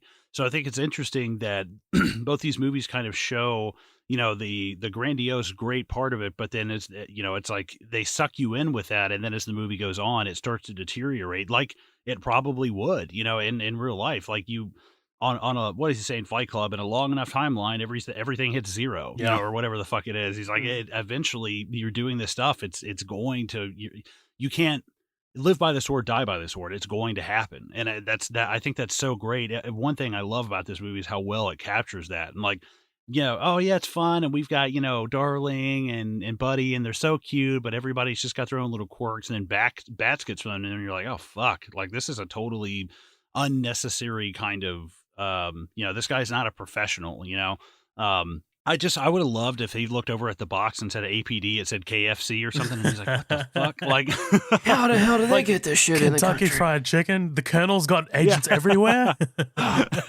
Well, and the part that kills me is Bats apparently, what, does he pay for anything? Does he go and get gas and like, hey, let me get 10 on 12 and just shoots him? He just kills him. What if... Right, I picture him in church and they pass him the communion plate and he's like, God damn it, and he pulls his gun out shaking his head like, what the fuck is wrong with this dude? Yeah, everywhere this guy goes, like, you can't, like, imagine him at a toll booth and just across America there's just like pink misted toll booths all over the fucking state. I just want to point out, one for you, Danny, sorry, just quickly, Colin. No. This is, where this guy's like laying out the guns and everything, and like how like describing them as cuts of meat. Doesn't it remind you of the sommelier in John Wick when he's like describing all the guns and weaponry as as different wine and shit like that? Yeah. That's a really good reference, and I love the second one. Most importantly, I think like of all three of those John Wick ones, it's just my favorite one of them, and that's like a big part in that, right? Where he's describing them all almost like it is like a deli. And Edgar Wright connection. That guy that plays the sommelier is Peter Serafinowicz from Shaun of the Dead. Pete. Oh, wait. He's which one is he? He's the guy. From John Wick 2. Yeah. He's like the one that works at. I'm sorry, in the Vatican in Rome. Italy. Yeah. I'm so confused. I've never seen any of the John Wick movies. I thought you were were in talking for about a treat when you fucking watch those, man. I thought we were talking about this little dude in the white suit who looks like a character out of Twin Peaks. It's like, what the fuck? No, I was like, wait, that's Peter Serafinowicz? In the second one, Colin, there's a scene where he's getting outfitted. Keanu Reeves is getting outfitted. John Wick as like an armory when he goes into another country. But when they're talking and they're not directly saying, do you want a Berlinetta or a throwing knife or grenade? He's saying, do you want, the ground chuck variant, of course, is much more lean than he's using that kind of terminology when they're showing guns and shit. I'm assuming it's because it's to avoid someone being recorded. Yeah, if they were getting tapped, it would be inadmissible. Right. Supposedly. So he's saying it the same way, and yeah, that's a really good. That's a good reference. So I love that moment, but I guess I don't think of it exactly because I love how smooth and almost like orchestral it is in John Wick, and in this one, it is kind of like that creepy guy that you've kind of seen go by on the street before. That's just kind of like, and here we have some ground beef. It just doesn't have the same elegance to it. Well, this guy, who's kind of, who is this? He has such a great looking, like, I think, screen presence, but I couldn't place him from anything that I know. No, his name is Paul Williams. He's actually a songwriter, and he's and this is straight from Wikipedia. He's an American composer, singer, songwriter, and actor. He is best known for writing and co-writing popular songs performed by a number of acts in the 70s, including Three Dog Night, Just an Old-Fashioned Love Song. I guess he helped, and he wrote David Bowie's Fill Your Heart. He helped write the Carpenters' We've Only Just Begun. So he's written a lot of shit. He wrote the original, I think he wrote the love theme from the original A Star Is Born with Barbra Streisand. And apparently what I read was that Edgar Wright is a huge fan of Brian De Palma's Phantom of Paradise. It's from 1974, and he is a swan in that, just from reading, but he also co-scored it, and he received an Oscar nomination for that in 1974. So the guy is prolific mainly in music, but I guess he pops up in stuff. And I was listening to a podcast or reading something where they said that Edgar Wright loves that, and he just wanted to say he worked with Paul Williams. There's a little cameo at the end, actually. The voice over the courtroom thing. Do any of you guys know who the guy narrating that shit is? No. The guy at the end of the movie narrating is Walter Hill, and Walter Hill did a movie called he did The Driver, which is a huge influence on The Warriors. But yeah, he did the fucking Warriors, and the funny part is apparently is the same thing. Like Edgar Wright just had to have Walter Hill in this, and apparently Walter Hill always thought his movie, The Driver, was like a failure. He didn't think it was a good movie, and he was like, being friends with Edgar Wright for 7 years, he just eventually beat it into me that it was a good movie. And I was like, dude, that's so awesome. He's such a dork, dude. Man. Fucking Edgar Wright. Do you guys like notice a trend that exists in this movie, that it's like almost all the people that Edgar Wright picks out like goes into the same detail in their like personal interests in this that they would kind of like in real life? Like the way that just even that minor role of the guy that is making that deal in the warehouse is somebody that's like this like legendary songwriter. That like, isn't that cool as shit? It's such a nice little flourish, you know. It really fills everything, because It just seems like everybody probably really liked being there, you know? right. Yeah, it's like it's definitely, it's, you know, everything there is there for a reason. Yeah. That's what's great about it. Right. Nothing seems half-assed. Yeah, but, yeah, and that's Edgar Wright detailed attention, right? right, Attention to exactly. detail. So yeah, we have this warehouse scene. They shoot everybody up. I kind of agree with Bats a little bit though. When you see APD, like, what the fuck? Yeah. And I get Doc not giving him that information, because like, I honestly, if I were doing jobs, I trust Doc. Doc is a bad motherfucker. Like, there's nothing about this dude that I think this guy's full of shit. Yeah, but if you like, take like 5 minutes, you would think like they wouldn't clearly have that meeting and put that on there knowing that that would expose them. Like, no police operation would label their right. own How shit in stupid that. are these guys? Colin, Yes. I don't know. I think I'm gonna have to disagree with you. I mean, like a doc should have told them that these were Yeah, corrupt like- cops. I mean, like, you know what I mean? If it comes out in the conversation, there's just too much risk.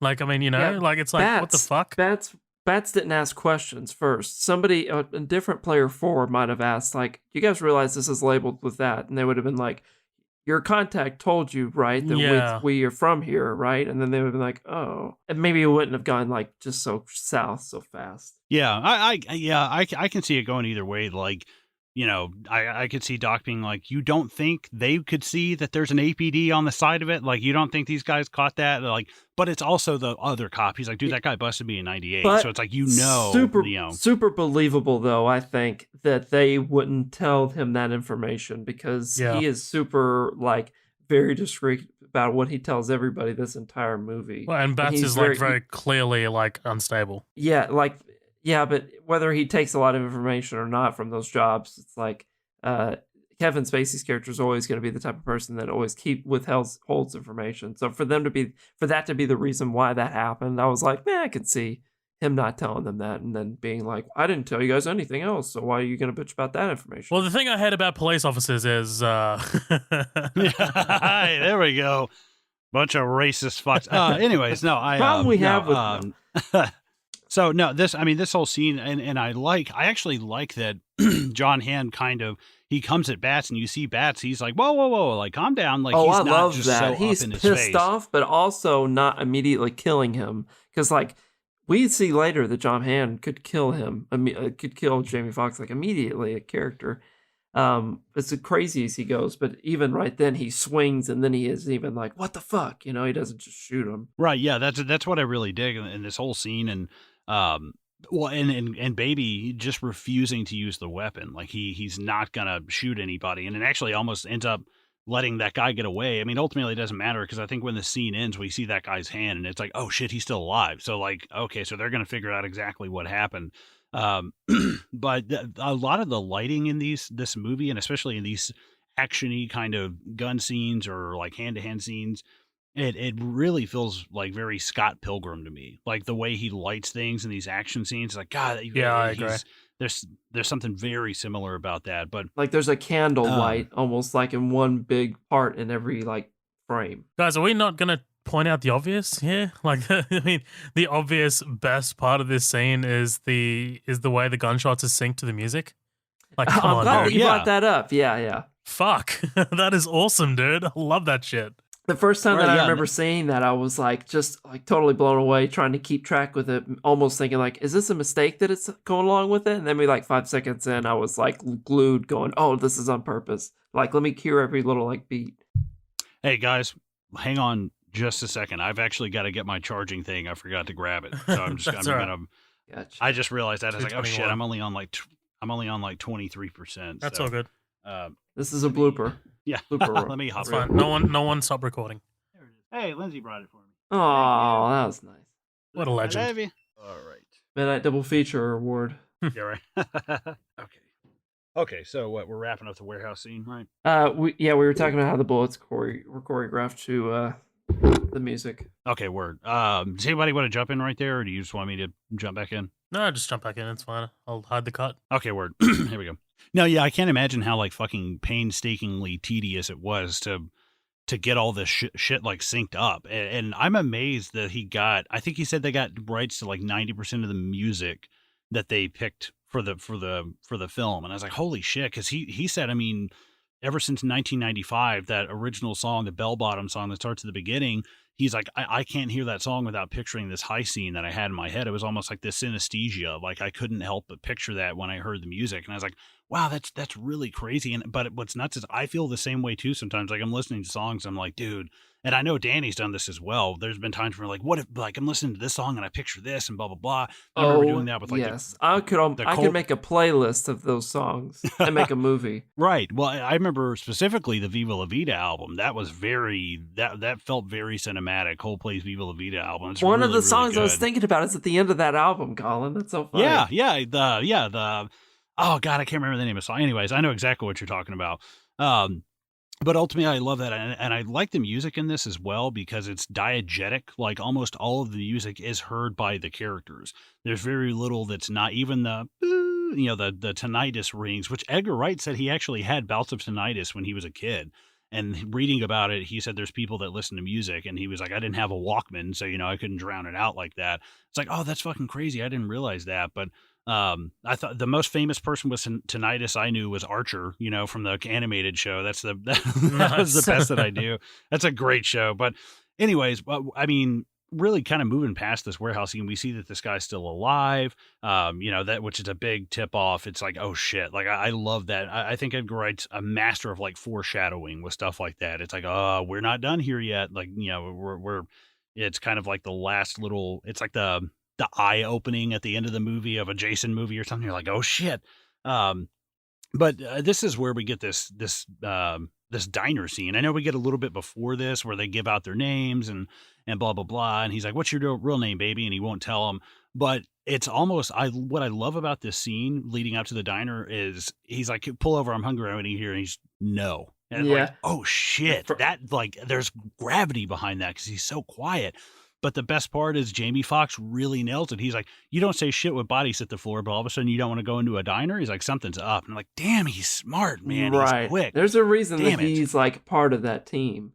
He's got like Doc's attention.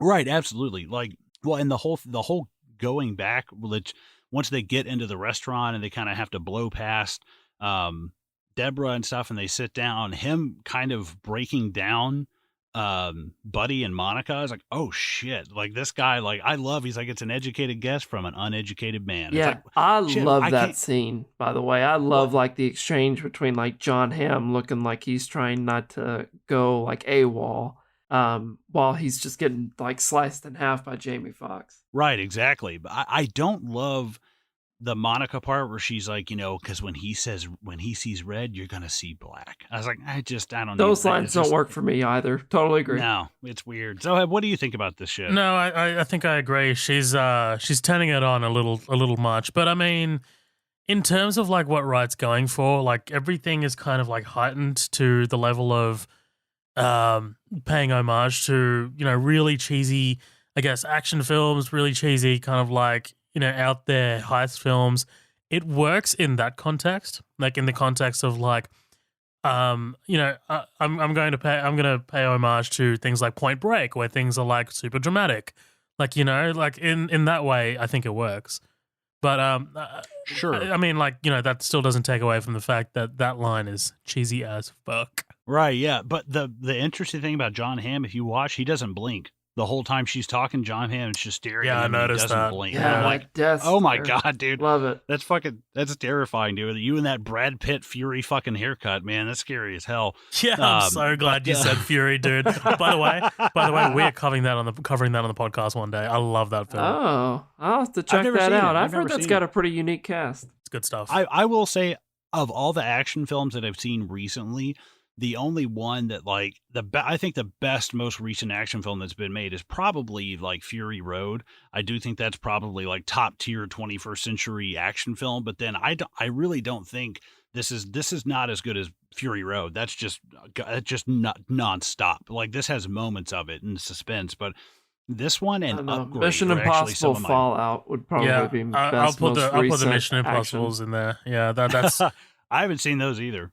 Honestly, the like it's insane. I was actually listening to. By the way, again shout out to Haiti. Remember, I signed up for their Patreon very recently, so I've been going through the back catalog. Chris was talking about how amazing that franchise is in terms of like, you know, the back half of the movies they've been doing recently have been more interesting and more creative than the first half, like the first few. I don't ever think about watching the first three, but I like the last three are awesome to watch. They're great action fucking movies. Yeah. And I'm not even like a big Tom Cruise person, although you should check out, if you guys haven't, our Collateral episode. Yeah, but Colin, you can't say, Colin, that Fury Road is one of the greatest action films recently if you haven't seen John Wick. Like, I mean, I'm not saying John Wick is better. Oh, yeah, true. I'm not saying John Wick is better. I'm just saying it's up there. Well said. I'll check it out. I think I want to go watch John Wick after this. Well, now you guys said Mission Impossible, and all I can think is Family Guy. Like, I love Katie Holmes. I'm not gay. I love Katie Holmes. It's like all I can fucking think of. Or that scene at the end of Scary Movie 4 where like Tom Cruise is on like the Oprah's like couch and he's jumping up and down and shit. Yeah. So yeah, we're still at this diner. You know, this is what kills me. He goes in there and orders 4 Cokes. You're gonna murder a waitress over 4 Cokes, dude? I'll spot you the 5. What the fuck is wrong with you, dude? It's actually, like you didn't even get straws yet. Jesus Christ, give her a fucking second. I believe it's 3 Cokes and 1 Coca. Yeah, 1 Coca. But yeah, but I will say the best part about Jamie Foxx, like physically, like I like the goatee and I fucking love that jacket. That is badass. Yeah. Like just the red on the red and all of his red and blacks and stuff. It's very like, dude, this is nothing but like blood and death and blood and death. The imagery, it just gives you that. Versus you look at Buddy, and Buddy's just in these kind of like darker bluish, blackish kind of colors, but he's not physically intimidating like that. And I really love that. I love the neck tattoos, like the birds that he's got on the neck tattoos.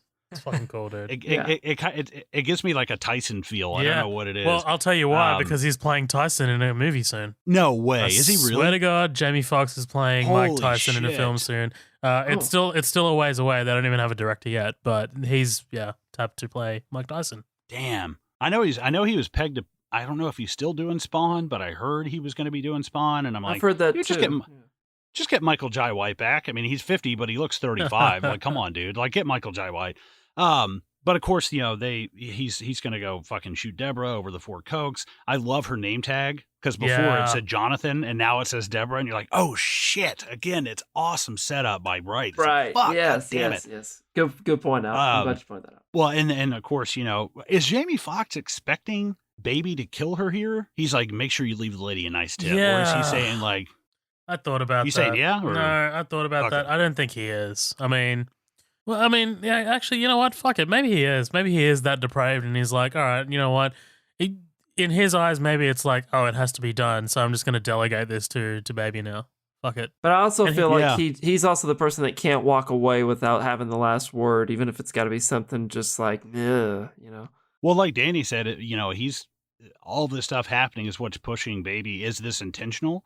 Is he like, I want to see if this kid will actually kill somebody? Like, I think if John Barenthal's character can catch on to the fact that this dude doesn't like getting his hands dirty and he thinks he's better than us, dude, Jamie Foxx sees that shit from a mile away as bats. I think he totally is like, dude, this guy thinks he's better than us, and he in his own little isolated world.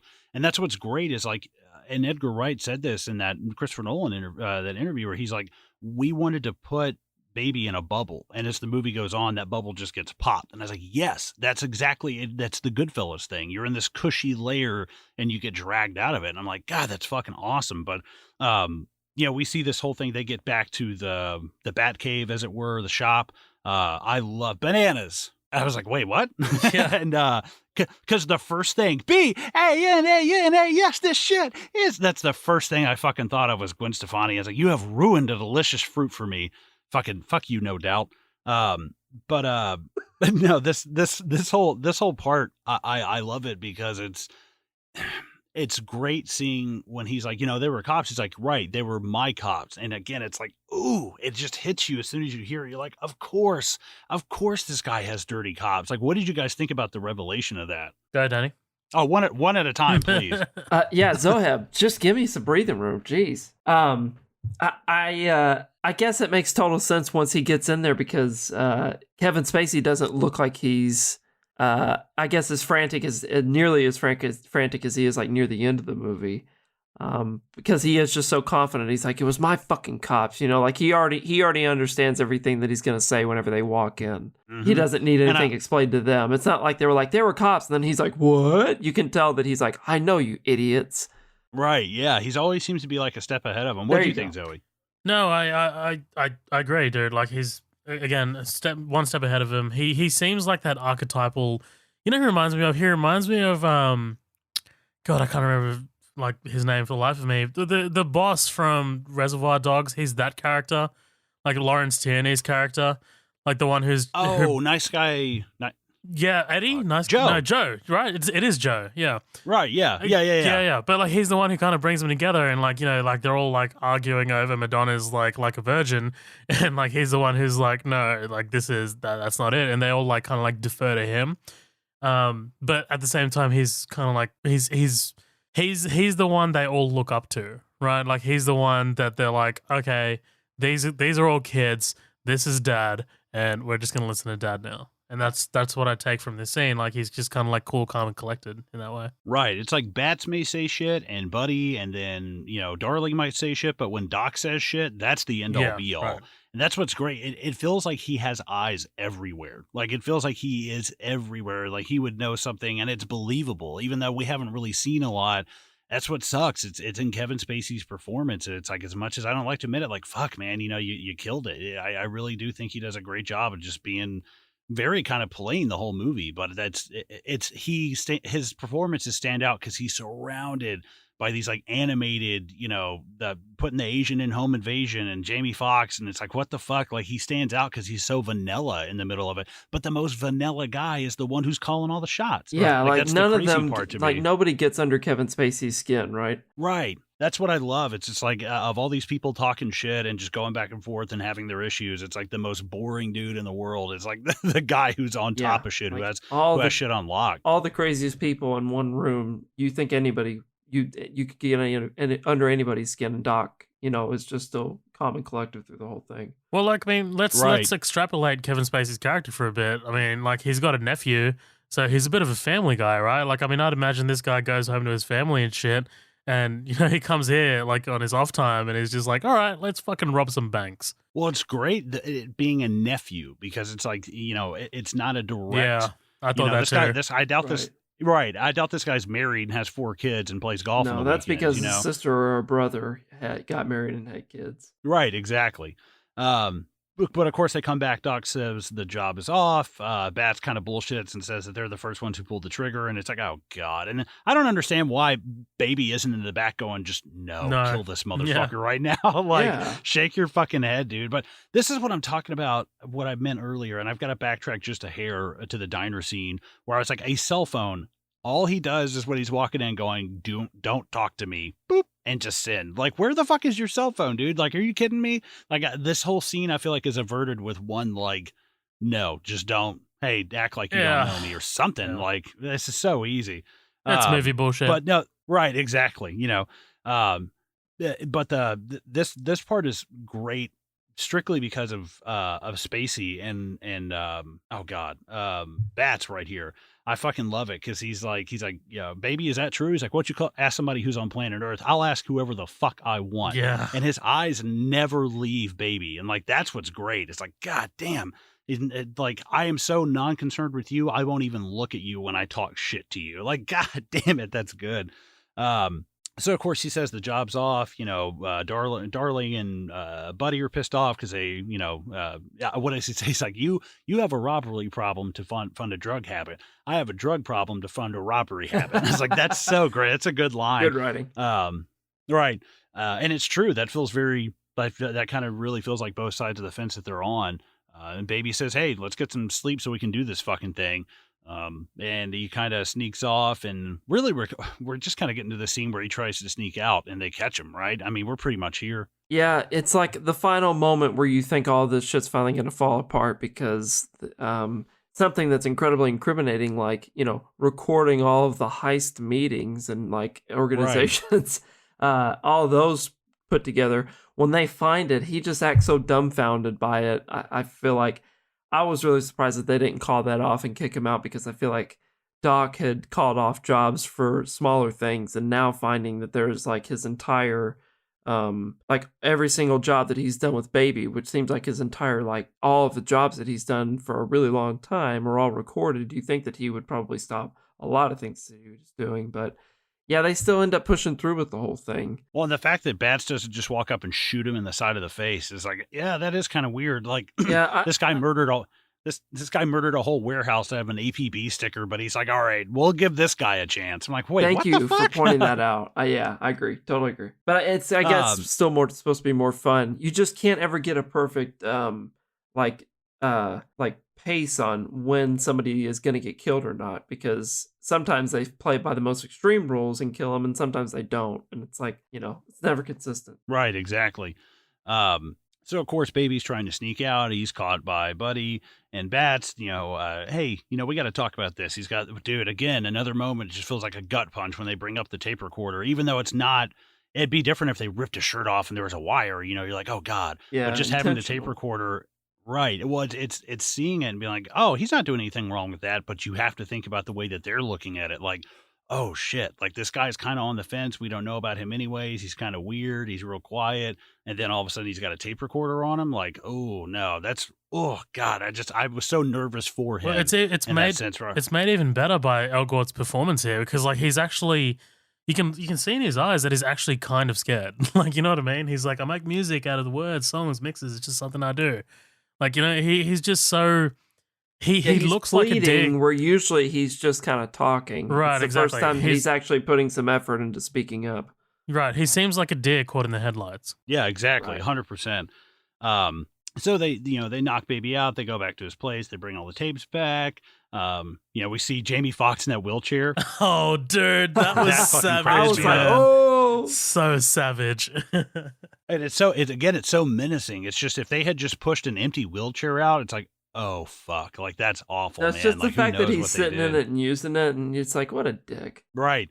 Well, and I love when they put the tape on and everybody's real angry looking at each other and the cameras are panning and it's like, was he slow? What was he slow? Bah, bah, bah, I know. bah. And I I'm love like dude. the awkward silence of them looking around trying to take that in. And Which, Darling like, just there's loves it. songs, like there's hip hop artists that I listen to that can actually, like, with enough work, make that like cut into a song for a second, make it sound really cool.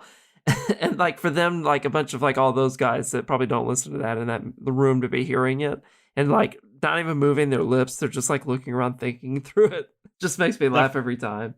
The first thing I thought of is Jet Set Radio Future. I don't like it. I don't like it. at I'm all. like, dude, that's all I could think of. But exactly, Zoheb, I think what you were just saying is Darling. She's like, this shit is bananas. So I was like, oh, that's so good, man. And of course they pull out the tape, the Deborah tape, and they're playing it. And it's like another, again, it's just, now the snowball is gaining momentum. You're like, oh shit, oh shit, oh shit, oh shit. Now all of our stakes are like, it's like Peter Parker, somebody has Mary J and Aunt May. You're like, oh fuck, like this, he honestly reminds me of Peter Parker to an extent. There's something about the dual identity of like Baby versus Miles that he has to keep those people, that he has to keep those people safe. But the the whole thing, I guess they're going to call the job off. And if that, I mean, I was under the impression if this job is called off, Jamie Foxx shoots this kid in the back of the head in about 10 minutes. Yeah. Because he jumps up and he's like, I'm your driver. This is happening. I'm not slow. I'm fast. I squeal on the road, not to the cops. I was like, damn, that's so fucking good, dude. But dude, that's kind of the impression I got, When he says, I'm not slow, I'm fast, the only thing I think of is, I want to go fast from fucking Ricky Talladega Nights. I want to go fast. Hey, get that guy a uniform. Right. And I guess through this one again, part of me is like, okay, so this kid says 2 sentences and the job is back on. That's a Yeah. little weird, but I was like, Come but on. there's something about how quiet he is for him to stand up and look people in the face and talk shit to them Right. like that. Is like, It has okay, I weight. think it has a little bit more weight. Yeah. Yes, exactly, because he's been quiet the whole movie. They're like, okay, so this guy's. He hasn't let us down before, God. How many jobs has this dude done? Like why squeal now? That doesn't make any sense. Like, where's your proficient. motive in all Yeah, this? absolutely. You said it Right. perfectly when you said he's been quiet the whole movie. That's kind of what has bought him this pass. Right, but I was totally like you, Danny. I was like, wait, what the fuck? I was like, they didn't say Yeah. they didn't at least end it with like, okay, we're on, but if you fuck this up, we'll cut your nuts off or whatever. There was no like Yeah, it's that threat at the end of it's it. that Edgar Wright plucky funness has to be the priority over having like consistent punishments like throughout like that same threat level being met with the same result every time. Like if they end up doing this, then Bats kills them. It's like they don't do that every time if it means that it's not going to be a fun movie. So there's like a couple scenes where Baby should have died, but they didn't because it's supposed to be sort of like cool and about him. Well, and I'm not gonna lie. Very recently, I was like, man, I'm gonna rewatch Heat, and Lindsay's never seen it before, so we got about halfway What? through it before she started Lindsay? falling asleep. Hold yeah. on, Lindsay. Yeah, she'd never seen it. Yeah, never seen it. She started falling asleep like halfway through it, and I was like, "You at least we're at the diner scene. We're at the fucking What? diner scene." No. With Pacino. I was like, "No." And I was like pinching her. I was like, "Wake the fuck up! Like this is history. Me. Watch this." Right? Yeah. This So is the she watched sacred it, but- text. Right. Yeah. So it's hard for me now. Like it doesn't take away from Baby Driver, but that was the level of like, crazy heist. And I was like, but God, that's like comparing you can't compare Heat to every heist movie. I mean, Heat's probably the best one ever made. So it's hard to really compare. This is a fun heist movie. This is not a tactically Michael Mann serious heist movie. I wouldn't even And like call it a heist movie. I mean, per se. I mean, it's more of a, I don't know. It's more of a getaway movie than anything, right? Right, because again, we never go into the places like Danny said. We never go into any of the places with the guys. There's not like in Heat. We have the big rig and the armored car and the ambulance and the spike strips and like everything is like there's a safety net for everything. But in this, it's just in this shoot. robbing a bank or a post office is as simple as walking in with guns and a few people and then Right. leaving with it. But like you need 3 hours in Heat for them to explain like how they got into this door and where they got this equipment. That's not really necessary in this. Yeah, we don't see like the actual heist inside the bank go wrong. Yeah, You know what I Zohab's mean? the one that pointed that out initially. He was Like, like, that's you never really go in with them. Yeah, right. Like that's a trope of like heist films, right? Like they're I guess like holding up the tellers like hostage. Someone gets a gun or whatever, and shit goes Someone's crazy. in there. emptying money and Right. I mean, like look at all that. cops show up. Like look at Heat. Like look at like I'm gonna Colin. This is another GTA 4 reference. 3-Leaf Clover. It's a pretty famous mission from Grand Theft Auto. That's fucking like that is Heat. Yeah, right, exactly. That's typical like heist film. But like we never really get that in this film, and I don't really, when I think of heist films, this is not the first thing that jumps to mind. I think of Ant-Man before I think of this. Right. No, I totally see where you're at because it's like this is not the heist is not the importance of it. Like the character of the getaway, the guy who is like the least violent in the group, it's like the odd man out in the heist group kind of thing. Yeah. I mean, when I think of like a heist movie, I think of like Lock, Stock, and Two Nice. Smoking Barrels. I love it. Amazing fucking movie. Great fucking film. Talk about covering shit one day. Fuck, Crow was going to be my next pick. Fuck it, we're doing Lock, Stock, and Two Smoking Barrels. We've never done a Guy Ritchie film, so there you go. Right. Hell yeah. But, I mean, that's pretty much the end of that scene. Hey, get your shit together. We're going to go. And of course, Baby's not able to make it to the 2 a.m. rendezvous with Deborah. That had a very like Johnny Depp blow type feeling when he tells his daughter, hey, I'm going to come pick you up. And he never shows up. It's like, oh, just seeing that lovely, lovely girl just sitting at a counter all by herself, just waiting is like heartbreaking, man. Yeah. Like that sucks, dude. But of course, he wants to be there, but he can't. Whatever, fucking Ansel Elgort piece of shit ass. No, I'm just kidding. Fucker. So and we get this heist. We're right here. I love. I mean, really, he kind of drops him off, and they start. They make their way around back, and the woman recognizing him. It's a little far fetched, I will say, but it was like because we see the interaction between them earlier on, they actually have a conversation. It's like, okay, I'll buy it. It's a movie, you know. But seeing her again, it's another one of those, like, when they pull the tape recorder out, when they find out Deborah's name, it's like everything is unraveling. And I was like, oh, shit, it's that fucking lady. But I love how all of these come back. Like the woman whose purse he takes, like this woman, I think, does the woman he gave the baby back to show up at the end? I can't remember, but shit like that. Like when all of them show back up, it's like, I love that this is not for just, you know, to kick shit off. It is to kind of kick shit off, but it has a totally higher purpose at the end of the film. Like, what did you guys think about this? You're pointing out a really good thing in that it's not just filler moments to build his character or to have a scene transition where it's like, oh, well, what did they do about the person that they carjacked?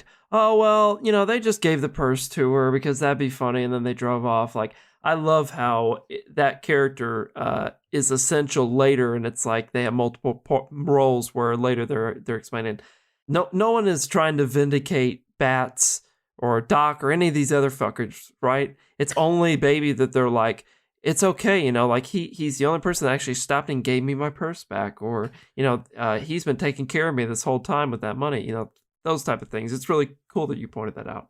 Well, not only are you showing that, you know, Baby has a heart of gold in these kinds of situations where he gives the baby back, or, you know, where he warns the teller that, like, something's going on inside, but, like, I mean, it also serves like a functional part of the story, like when later they're called to the stand to kind of vindicate him. Right.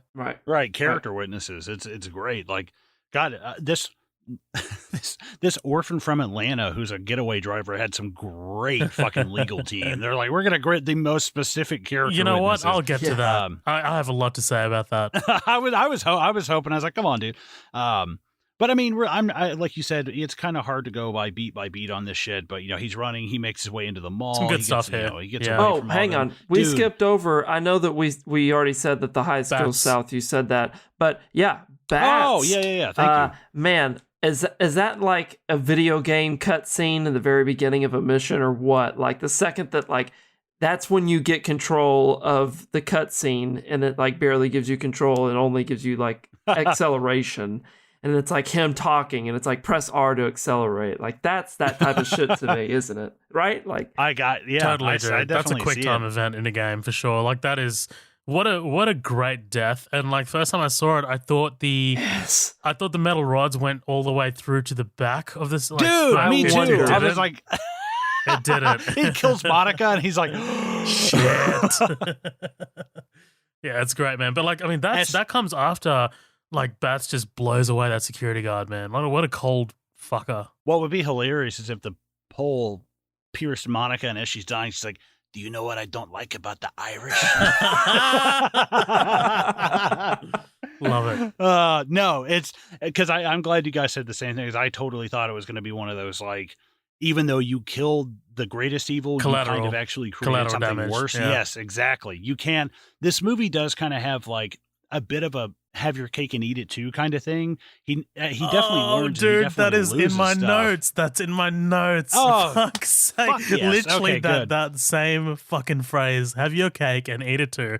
Except mine applies to the end of the film, which we'll get to. Yeah, same. That's kind of where I'm at as well. Is like it's a level of compromise, and I'm okay with it because maybe legally or logistically it doesn't make any sense or whatever, but it's deserving of the character. I was like, yes, he's done some fucked up shit, you know, but at the same time, giving his situation and stuff, you know, if this guy were a real world character, I'd be like, yeah, this guy doesn't deserve to die and, you know, 25 years in prison and get out when he's fucking 60. You know, it's like, I don't agree with that. But ultimately, I mean, we'll get to it. That probably isn't. Yeah, that's not what most people would think anyway. Everyone knows my views on shit. So the Dutch and the Spanish and the Mexicans. No, right, yeah. So, like you guys said, Bat smokes the security officer. He gets shish kebab, and then right, yeah. And of course they take out onto the street. I'm sorry, Darling got herself killed. What a fucking idiot! You went out dual wielding like, oh look, I got MP5.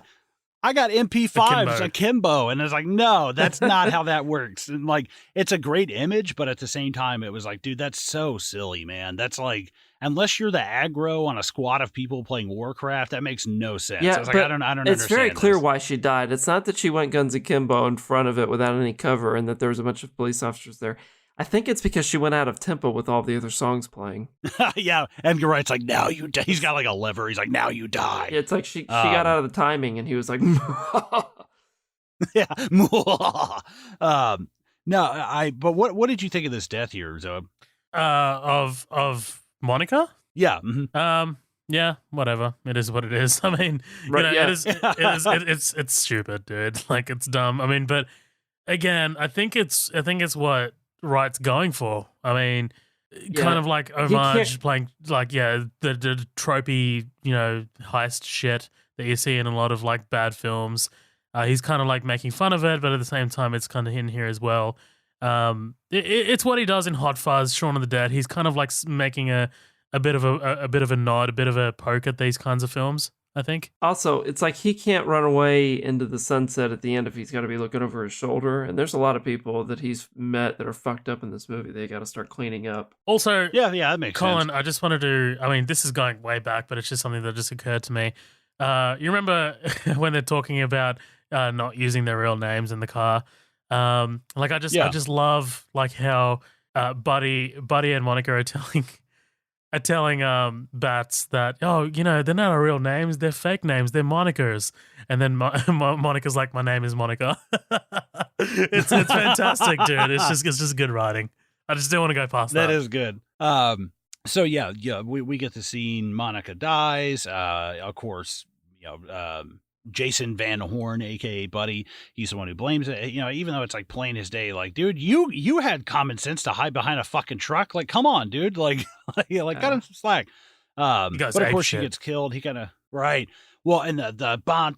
I was like, oh, that's so good, so good, fantastic. Up, shooting through the car and then up onto. Oh, that's so good. What I do love, and I kind of skipped by a little bit, is before, you know, when Baby's running through the mall and the one lens pops out of his sunglasses. I like that because it's like Baby has made a decision. Like he made a decision to kill Bats. That has now it's kind of like seeing both sides of him quarreling. Like we see the driver who just does what he's told and shuts the fuck up, but now Miles has made the decision to kill this guy.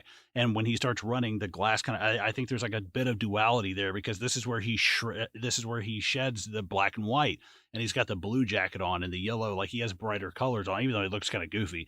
It's like he has brighter colors on, and I like that. We see him kind of shedding the Baby kind of moniker, and I like that. It seems like those two worlds are kind of finally coming to a toss. And the first thing he does, I mean, when he gets away and he pulls up to that woman in that purple giant ass car, first thing he does is get in, and he's not like, get out of the car, bitch. He takes the car, finds the right music, and then he's like, here's your purse, sorry. It's like, dude, his first act as outside the Baby moniker is like this nice gesture. And I think that's important. I think it's important to see how this guy acts when the other people aren't around him enforcing his decisions. And I really, really like that. And I love the fucking fact that Ansel did this thing. Like he's the one spinning the car around. It's yes, like, dude, that's awesome. That's a great thing to point out. If you lock into that scene, that he does it like a 180 sitting there, and then is the one that grabs that person, chucks it out the window, and drives off. Yeah, that's really him. Because doing car shit, like I know Simon Pegg did some shit for Hot Fuzz and stuff, and obviously The World's End has an amazing fight sequence in it that's great. But dude, this is, I mean, for a guy. Yeah, this guy's so young. He's just he seems kind of like a Renaissance man. You know, he's a musician, he's an actor. Obviously, he's good at driving. He drives a lot of this shit. Obviously, not for real, but like there was something funny I read when they were on the Atlanta freeway at the beginning of the movie. Edgar Wright was like, I want to sit like where the camera is and capture this shit. So he's on the Atlanta highway, just flying down the road, strapped into this chair, looking. And somebody said, he's like, man, it gets really hot, like sitting here.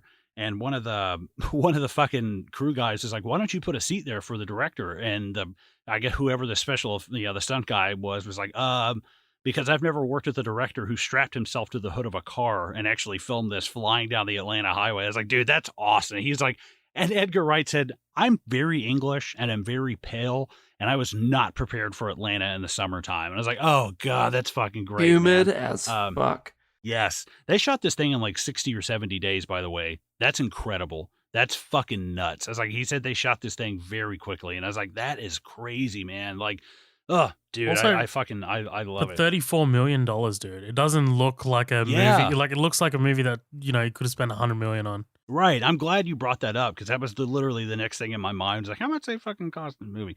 But of course, he hits the road in the big purple people eater fucking mobile and takes off, gives that woman her purse back. And of course, he goes after, his father, Joseph, for lack of a better term. Yeah, there's a huge gap in time where he hasn't been home since that home's been ransacked, right? Yeah, this dude's just sitting in the floor for like a day. For a while, shit. right? I mean, that happened in the evening time, and they've gone and done the heist. Had it gone south, and then he's eluded the police and gone home just now. Mm-hmm. Yeah. Interesting about the actor who played Joseph. I first saw this guy in the first season of Castle Rock. He's a pretty good character in the first season of it. Oh. Now, he is deaf in real life, but it's strange. His parents were both deaf, but he was not born deaf. Then he went deaf at like 7 or 8. And that's why I was like, dude, I guess maybe it was genetic. He had some kind of, I don't know what he had, like cholera or whatever he had as a baby. So he is very good at reading lips. And even in Castle Rock, he can kind of like he'll say stuff like it sounds crazy, but he can actually kind of talk a little bit. And so I was like, dude, this guy's awesome.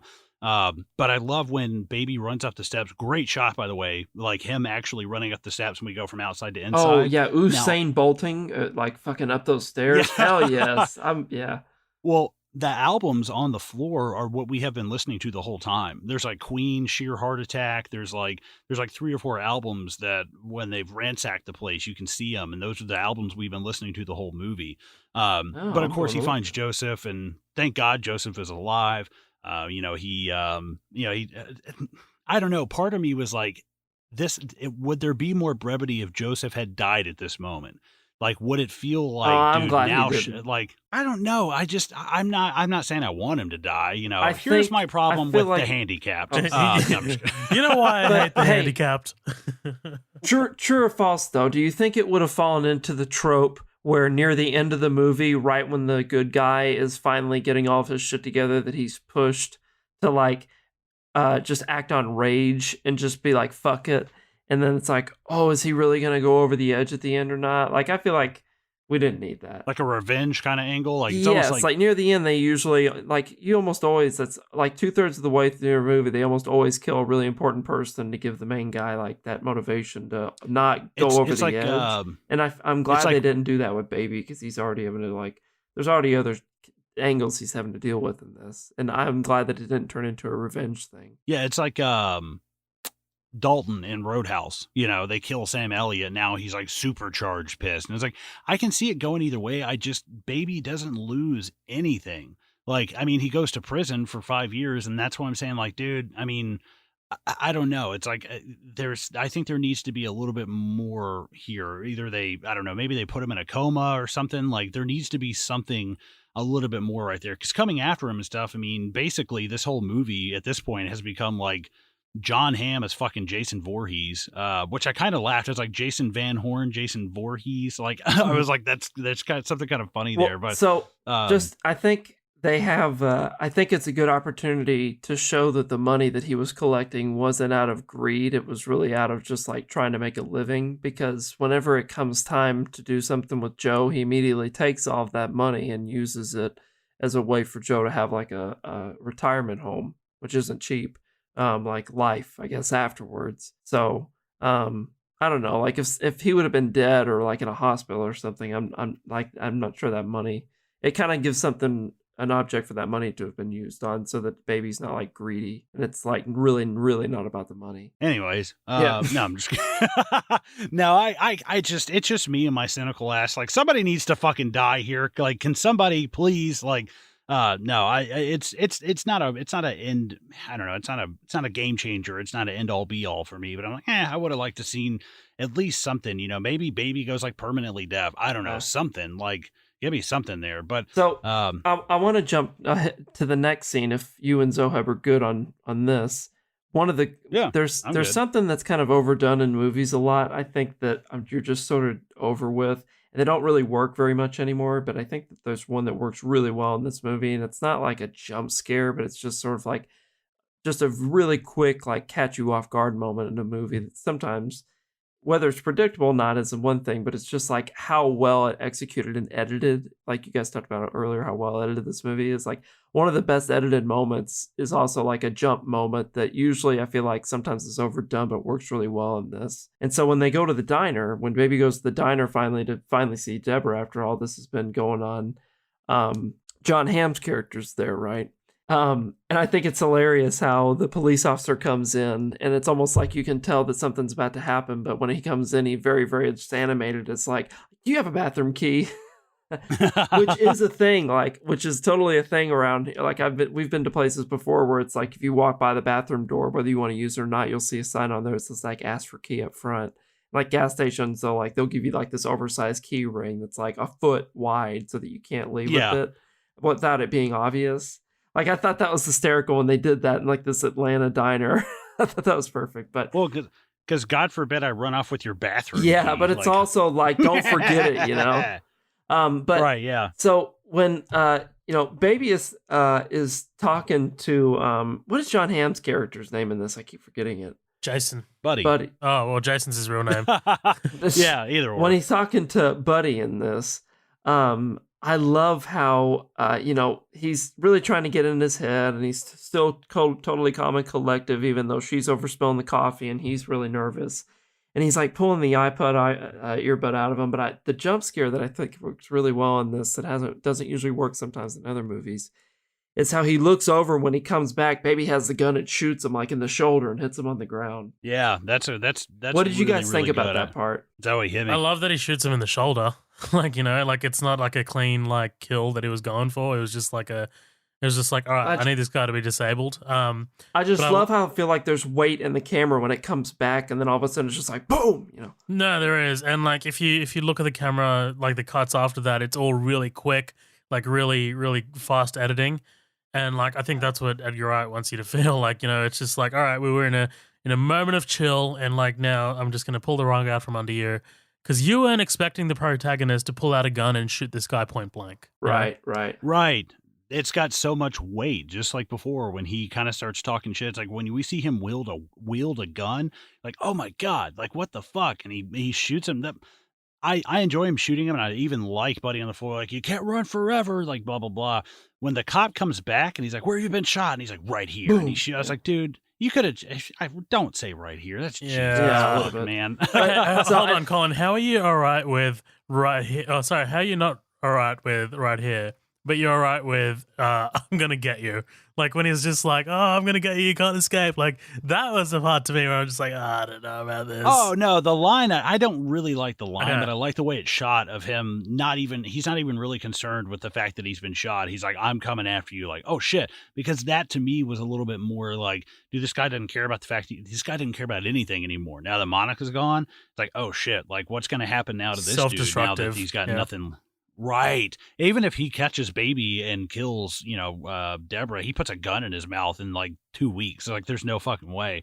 But of course, like you guys said, he shoots Buddy. Buddy ends up shooting the cops. They take off. And what I love is when they hit the road. It's just where they steal that guy's car and they hit the road.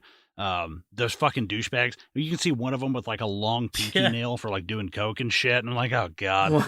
But love this. But of course, this Dodge Challenger, dude. This fucking beautiful car. Yeah, I'm not a big Danny can attest this. I'm not a big car guy. I drive a fucking Toyota Yaris. I look like Bowser in that thing. Nice. But I like a smaller car. It accelerates a lot. It's got really good gas mileage. So I'm not a big muscle car guy, but I like the way those look. They look very 70s ish. Like that's what I like.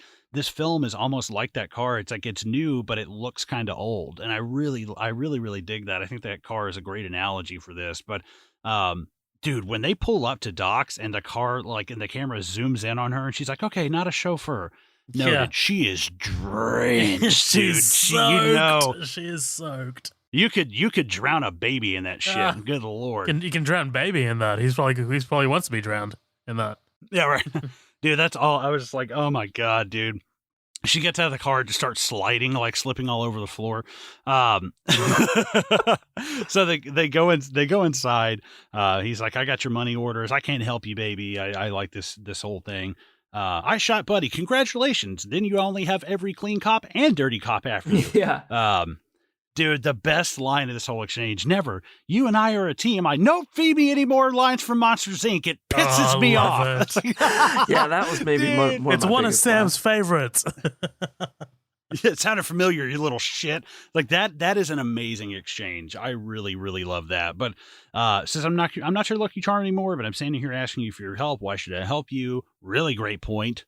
Really, really great point. Because this whole thing turns for some reason. Yeah, we discussed all this earlier where it's like, why do you help him just so easily in some of these moments? But other moments, it's like a dead cutoff. Right. I think if they had shown a little bit more of him being like, listen, baby, I do care about you and I want to see you succeed, but I need you to stick around. Like, if that means I have to threaten you or something, like I will. But ultimately, I don't know. I think if he's bluffing, if we can tell that he's bluffing about the threat of making him work for him, I think it works a little bit more. But this whole exchange is just kind of, it's strange, you know. It's one thing to give him the tape, but then to give him money to get him across the border and shit. I was like, okay, this is a little out there. I know. He's like, here's all the trade secrets and connections I've made in case I die in a minute. And you're like, what else are you giving?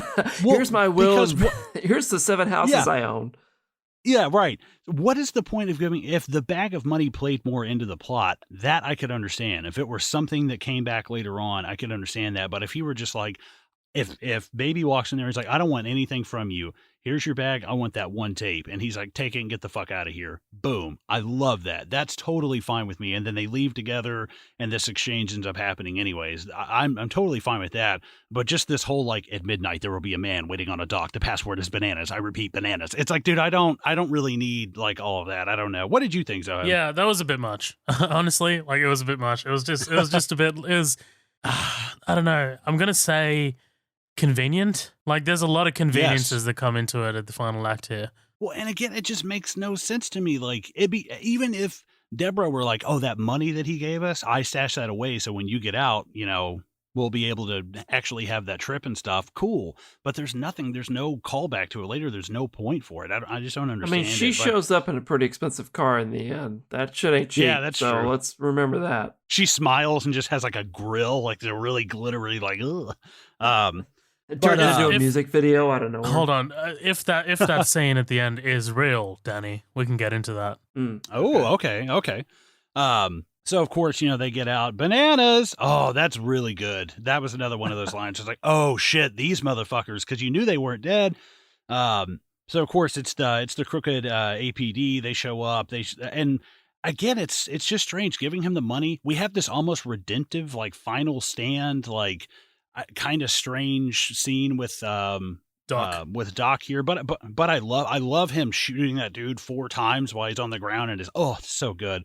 But he gets plugged a couple of times, and then of course Buddy shows up at I'll deal with the cops. That's not the cops. Yeah, and then he just gets ragdolled under that car. Right? Yeah, exactly. Like, they just stuffed a bunch of hay into some clothing and ran over it. Yeah, it's almost like that's like if the car was the Me Too movement, and that was actually Kevin Spacey's career. That was Kevin Spacey's career, getting dragged under that fucking car. Can you insert the crowd applause sound effect right here? Yeah, right. I also don't want to go past the colors here on each of the faces. Like the red for Buddy and the blue for Baby. It's fantastic, dude. Good. God damn, we are on the same page. I know. No, I absolutely love it. I'm and it turns into like this. Yeah. Well, it, dude, what's weird is, like, as I'm watching this and I'm seeing John Hamm with the gun and he's got that red light and he's like, come out, wherever you, I'm like, dude, yes. Imagine an Edgar Wright, if Edgar Wright had been alive in 1986 and did RoboCop. I knew it. Like, I knew RoboCop was coming. I was like, here we go. If you stick me at a shootout in a parking garage with those beams and shit, I'm like, RoboCop. Okay, well, here's the thing. I've got something for you, right? Like, this is a little bit of a little slight tangent. I don't think Hollywood has figured out how to use John Hamm effectively yet as a leading actor. I mean, he's just an actor that I think of that has so much potential, especially in like, in a movie like this, that like he hasn't been given a role yet as a lead where you're just like, yes, that's the one. Like they haven't figured out how to use him yet. Yeah, of course, a lot of people were saying like he should be Batman, and I don't mind him if he were like younger. I wouldn't mind that at all. I think he'd be just in terms of superhero films. I think he'd be a great Green Lantern. I think he'd be Yeah, that'd fantastic be as cool. Hal Jordan. I'd be fine with him, but I think he, I don't know. I wonder if he's one of those like he likes being not a character actor, but there's always those people like, like Gary Oldman, he might pop up in a few leading roles, but he's usually like an antagonist or, he's not usually the hero character. Even in stuff where he's like Dracula, he's still an anti-hero. So I'm wondering if is it John Hamm makes these decisions on purpose? Is this just the stuff that he finds interesting?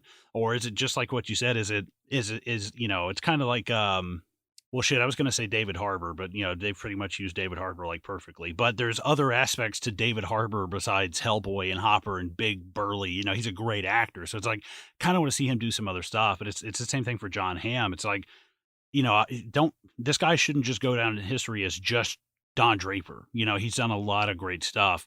And I hope to see some more stuff from him. I'm sure, I mean, he's got a lot of shit coming up, but I hope, like you said, he kind of, I don't know, finds his niche, finds his niche. He shows up in things here and there. Like he was in The Report with Adam Driver. He was in The Town. The Town. We talked about him on The Town. He was in something really recently. I can't really remember.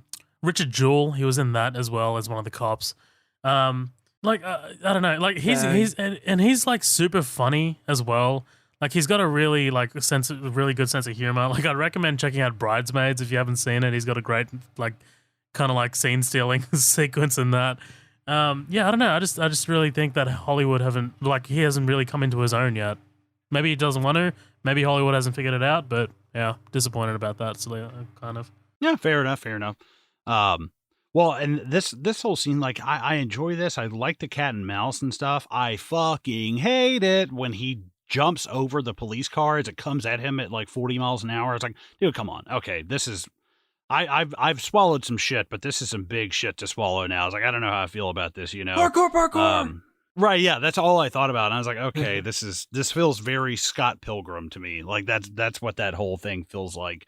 But I like the kind of hunting them on the different levels. Dude, you know what it almost feels like when he's got the lights on and he's driving around, and it feels almost like Blade Runner. Like there's almost like this smoky kind of quality to the air, and I was like, God, this looks like him in like the Blade looks Runner very noir-y. car. Right, 100%. So, again, we're not going to do this thing beat by beat. He gets in the car, they have a ramming match. So he shot me in the fucking hand. That one dude, that security guard who runs off. That I love that part. So of course, this ultimately ends up with, fuck you, buddy. And he's pushing that zoom in on baby is very Scott Pilgrim. That's all I can think of. Yeah. But he ultimately pushes him off, but not before he jumps out of the car at the last second. So I kind of wish he'd just gone off in the car. I'm like, I don't really need this whole thing right here. It's like a lot of monologuing. Yeah, I think it just kind of goes on and on. I was ready for just one of them to die. The only reason why it's not just a total waste of time is I love him shooting the gun off next to baby's head and like causing right. I wish there had been more repercussion from that, but don't you think like the whole time you're like, what else could he fucking take from him that's not going to be really like fucked up? And then you start thinking, like I start thinking about what if I couldn't listen to music the same way I do now? That would be right. fucked up. But so go ahead. No, I'm saying I'm glad you said that because I kind of, if he blew him deaf and then fucking killed her as well, like, holy shit. We know both of those, probably neither of those are going to happen, but still, you and I are kind of on the same page. I thought that as well. Like, dude, he's going to like make him go deaf or something. Right. So he ends up tricking him, right, and being able to shoot him, and John Hamm stumbles off the back of the car park and finally ends up dying. Did you guys notice, and I just wanted to point out, a really nice, in terms of cinematography in this movie, really badass wide shot of John Hamm falling from the top of that carplex down to the bottom. Oh, it was cool. cool. You guys think? It was awesome, dude. Yeah. Yeah. Well, I mean, we're pretty much here. Like, what did you guys think of this? I mean, Danny, I know you said you're kind of like, man, this could have been cut a little bit short. I kind of thinking the same thing. Like, what do you what are you thinking, Zoe? Tell me, fill me up. What are you thinking about? What are you talking about? Are you talking about this sequence at the end here? Yeah, just the whole death thing, and you took something away from me that I love. Okay, like, yeah. Sorry, I thought you meant after he dies, and we get the prison sequence. Yeah, but like, look, I do think it goes on for a while, man. I mean, but you kind of have to think about this genre, right, as a whole. It is an action film after all, and action films need a climax, right? Like you need for it to satisfy the requirements of the genre, you need a big climax that's extended. I know I'm not a fan of it, but it's funny actually. This is something I love big climaxes. But it's funny actually because I think of Matt Vella every time I talk about this film because every time you think of a big climax. Because Matt is so, and like it's not a bad thing. Matt is so locked into genres and like how films need to fit into genres and satisfy the requirements of those genres. Like for example, if this movie didn't have a big sort of like ending sequence like this, if they just like discussed their differences and walked off, Matt would have been like, well, no, it doesn't fit into an action movie genre. And oh yeah, that ending sucks. Yeah, like, you know what I mean? Like, I guess for it to satisfy the requirements of that genre, you need this big extended long sequence. And I'm not really the biggest fan of it, like the way that it just keeps on going on and on. Maybe the 15-year-old in me would have loved it, they smashed each other with the cars, yay. But I do think he should have gone over in the car, I do agree with you. I wish there was some more repercussion from him blowing out his eardrums. Like I do want to see like how Baby would have overcome that. I like Deb coming out and just like absolutely smashing him with the crowbar. I like that. Because it kind of like shows you that Deb and Baby are kind of like they need each other now. Like they're kind of like in sync with each other. I don't mind that at all. It's not like she's just sitting there like innocently on the side. Yeah, it kind of gives Deb agency as well because like I mean without this, she's kind of like the damsel that right. Like in this, we just watched the second Indiana Jones movie, and the main female person in that one is basically useless. Jesus and so Christ. that if Deb wouldn't have done something right here, she might have been guilty to have been categorized as just like the damsel in distress. Yeah. Well, hell yeah. So of course Buddy dies. We're riding off into the sunset, but not quite yet. I don't really need all this. I would have been fine if they were just like, hey, this is it. We're just going to keep driving. Like what it makes me think of is in Shawshank, Frank Darabont said that his film originally just ended with Red on the bus saying, maybe I'll find my friend, blah, blah, blah. And that was it. There was none of this like epilogue on the beach type shit. And the audience hated it. So that's what it made me think of. Like, I actually would have just preferred, like, do they make it? Don't they? I like, 100% agree with this, yeah. Dude, well, because they're on the open road disappearing into, the wilderness. I'm like, dude, that's awesome. Yeah. Go there. Like, I'm totally cool with that. But I don't need this whole, surrendering to the cops and then serving 5 years. Show me the and cops 3.5 minutes. the cops are in pursuit, but they're still making their getaway and then cut to black. I'm fine with that. Don't show me that he gets caught, goes through a trial. Then it's going to be a great question if in the second one it's like, where do we pick up on? Are they in are they anywhere close to Georgia anymore? Are they in also Alaska? Firstly, I don't need a second one. I don't know, if there is a sequel in the pipes, great and all, but I've seen that there's one in the works. I don't know how confirmed that is. I don't totally need upfront. I'm good. I don't need it, but I trust Edgar Wright because I don't think he would do another story unless there was really something there to tell. Like a lot of people have wanted, obviously, a Hot Fuzz 2, and people have asked him about that forever. And he said the only way we would do it is if we did it like Crocodile Dundee 2, where instead of Simon going to the countryside, we bring Nick to the city and we kind of have like concrete jungle kind of feel thing. And I was like, oh, that'd be kind of neat. But he's like, we just didn't really feel like there was a story we had to tell. And I was like, I'm cool with that. Like they always joked about doing From Dusk Till Shaun was going to be the sequel from Shaun of the Dead, and it was vampires and shit. And I was like, it would have been cool, but whatever. But Yeah, so baby, he goes to prison, sentenced to 25 years, paroled after 5. I love all these character All right, witnesses. stop. Zoheb, Let's. all right, hit Okay, me. dude, he does not get released from prison. I'm sorry. He just Oh, here we no, go. there's no way. There's no way you can give this guy all of the great character witnesses, and anyone can take the stand and say he's the greatest guy on the planet. He is linked to the most heinous crimes over the last, well, I don't know, however many decades or years that he's been doing this.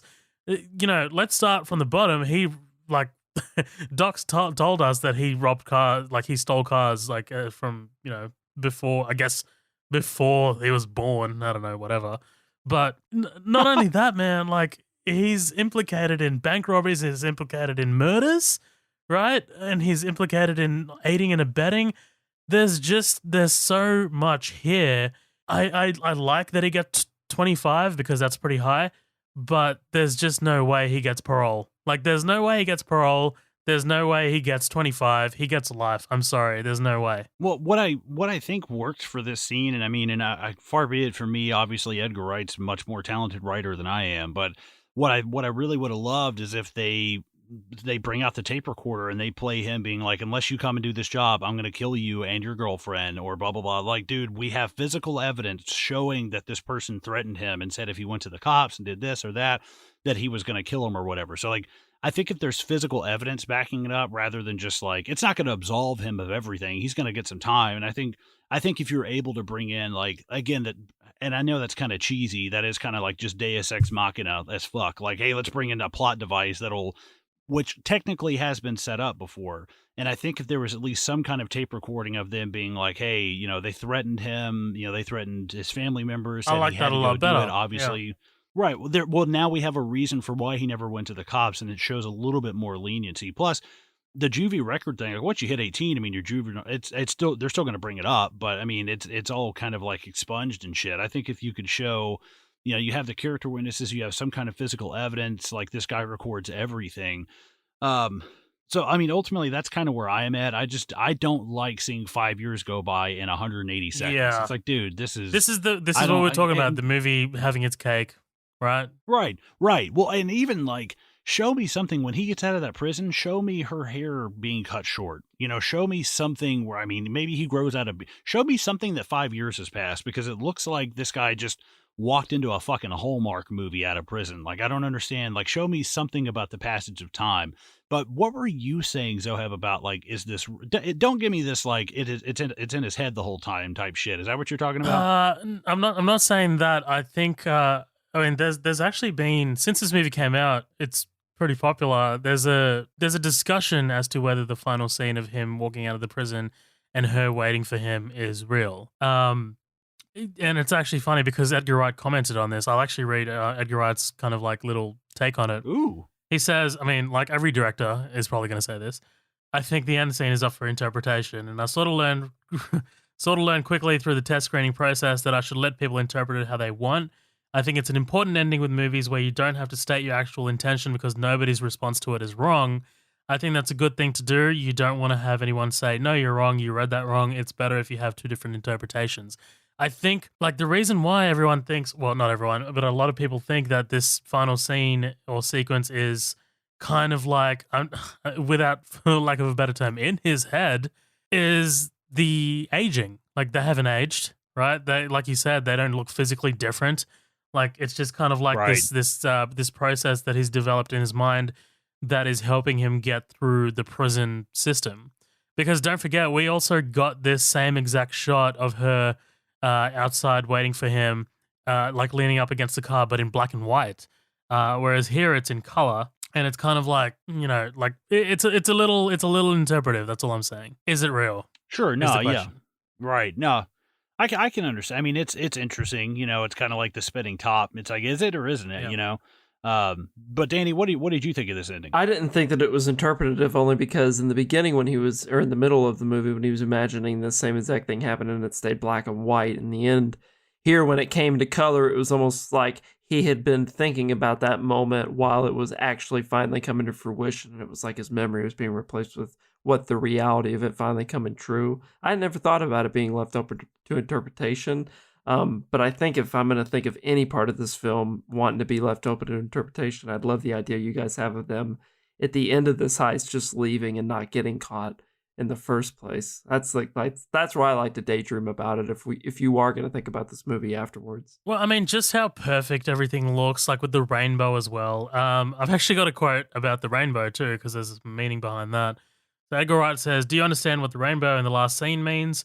Remember, the teller tells him about the Dolly Parton quote. He says, "Dolly Parton, I like her." And she says, "Everybody wants happiness, nobody wants pain, but there can't be a rainbow without a little rain." And he goes through incarceration to get to the rainbow. So, I mean, like, it's him. It's in my mind, and like I'm not. I think I'm putting myself into the camp that this final scene isn't real. It's kind of like his process that he's using, or like this memory that he's like using to get through incarceration because of this rainbow as well. It's kind of like, the pot of because gold it's at the just end. a culmination of all the things he had heard through the movie. Yeah. All right, well, let's get this piece of shit over with, guys. Thanks for. No, I'm just kidding. So yeah, I think we want to do final thoughts, listener comments. Which one? Yeah, let's go to it. Let's go to listener comments first. All right. Anybody got any? I've got one pulled up. If nobody else, I'm for going to it. Well, I've got to do Rick's. Rick's is fucking hilarious. Excellent movie, despite having a scene that definitely didn't age well at all. And it's just a picture of Kevin Spacey going, "I was amazed by the balls in that kid." So that's fucking hilarious. But I've got one. Anybody else? Yeah, Go for it. I've got one from Danielle Cutter, who says, "The soundtrack is epic. When listening, it is difficult to not start driving like a maniac." Dude, seriously. Like, thanks, Danielle. I 100% agree. Danny, you got any? I haven't been able to pull it up fast enough. You guys talked way too quick. Well, I mean, and obviously, guys, if you want to get in on and get some of your listener comments read, you can always find us at the after party. That's where I read Rick's off, or you can go directly to our Facebook page at Midnight Double Feature, or on Instagram at Midnight Double Feature. And you can always leave your comments on there and have your shit read off. And I am out of time for stalling for Danny. Why is there so much Tiger King bullshit I gotta scroll through? Let's keep stalling, because I have a 1-star comment that I'd love to read. Well, I love Danny saying there's so much Tiger King bullshit in the way. Let's make it take so long to scroll to this. It's in the fucking pinned fucking page. Like God damn it! But anyway, so I have a 1-star review on IMDb. That's hilarious. It's just literally all it says is just another action movie, and it's broken down into 4 parts. 1, it's very boring. 2, not much plot. Are you kidding me already here? Number 3, it's a movie you want to watch on flight to kill time. Okay. Number 4, it might look interesting, but don't bother. What? Are you kidding me, dude? God damn. I've never Maybe seen they someone be watched any- it with be wrong. subtitles, because this movie wouldn't be fun if you had subtitles. Otherwise, there's no excuse. Oh, hold on. Let me read this other one off really quick. Don't waste your time. It's awful. That's a promising name. And enduring this movie was a pain. I mean, literal physical pain. What? Predictable plot would be an understatement if there were any. Character motivations are non-existent. It's just a random mess of pointless violence in the universe where every police officer has the IQ of a carrot. God damn it. The main protagonist is a mix. I don't get people. Sorry. The main protagonist is a mix of typical, "my mommy died and saved the girl" motivations. Please, do everyone a favor. Don't watch this movie. Let Hollywood starve themselves to death. Then maybe they would move on from cookie cutter plots and characters. It's awful, but it will probably sit fine with the 14 to 22-year-old Twilight fans. What the fuck does Twilight have to do with this? I don't understand that. That would be like...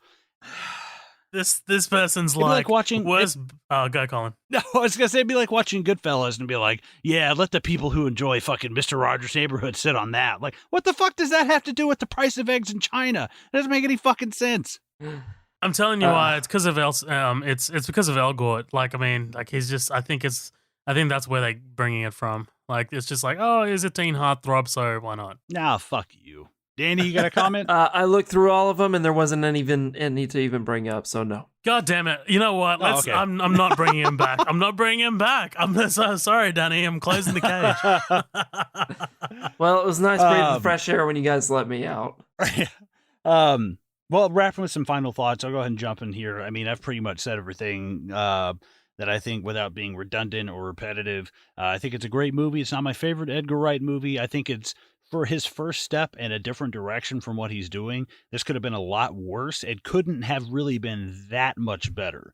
And that's what I'm saying. Like, this is still a very competent and very well done movie, but it's not my favorite thing. I think that, that Cornetto trilogy is probably going to be my favorite thing that he's done, but I'm not going to count anything else out yet. But it's just because, like Matt, I am a fan of the genre films, and I don't mind seeing him step his toe into something else. In fact, I'm really happy to see that.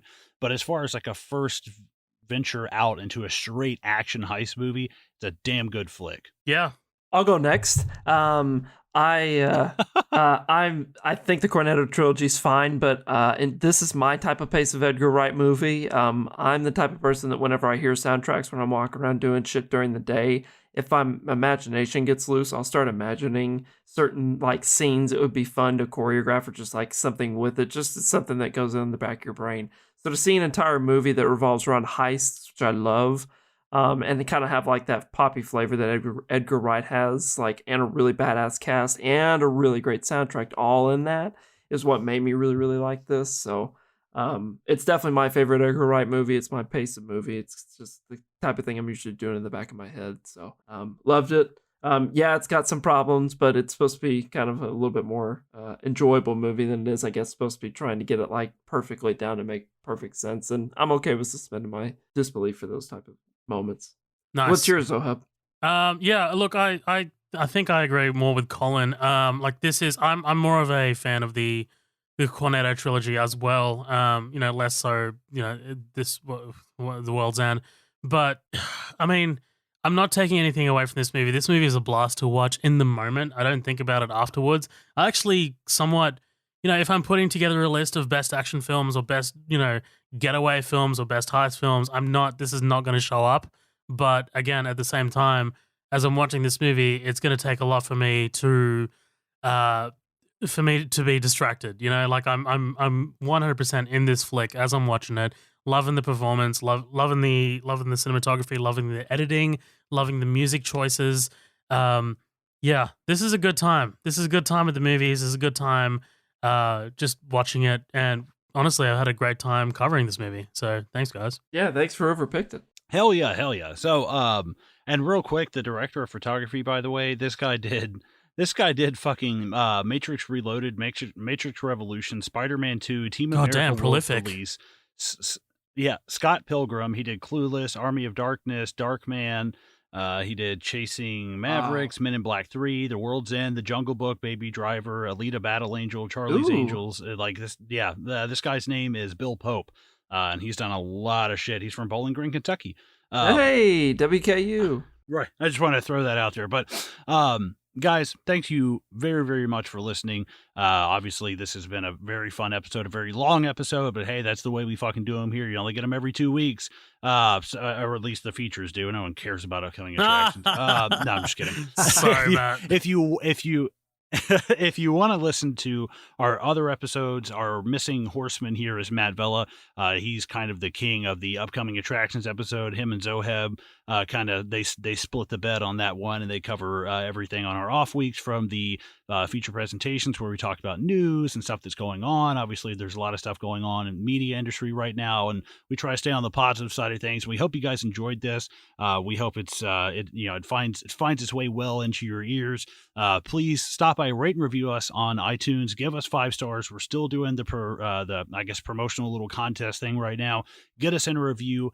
Email a screenshot of it. Somehow get your photographic evidence to us that you gave us 5 stars, and email that midnightdoublefeature@gmail.com. Send us your pick. We'll put your name in a little raffle. Like Zohab said earlier, we definitely got some reviews. We've got some people that got some shit submitted, but we're probably not going to be doing it much longer. So get that shit in as soon as you can. Like I said, Facebook, Midnight Double Feature, at Instagram, at Midnight Double Feature, Twitter, at MDF Pod. You can find us on everything: Spotify, YouTube, iTunes, anywhere you listen to podcasts. If they ain't got us, you don't want it. Thank you so much for listening, guys. We hope you stay safe and take care. Thanks for listening. Bye-bye.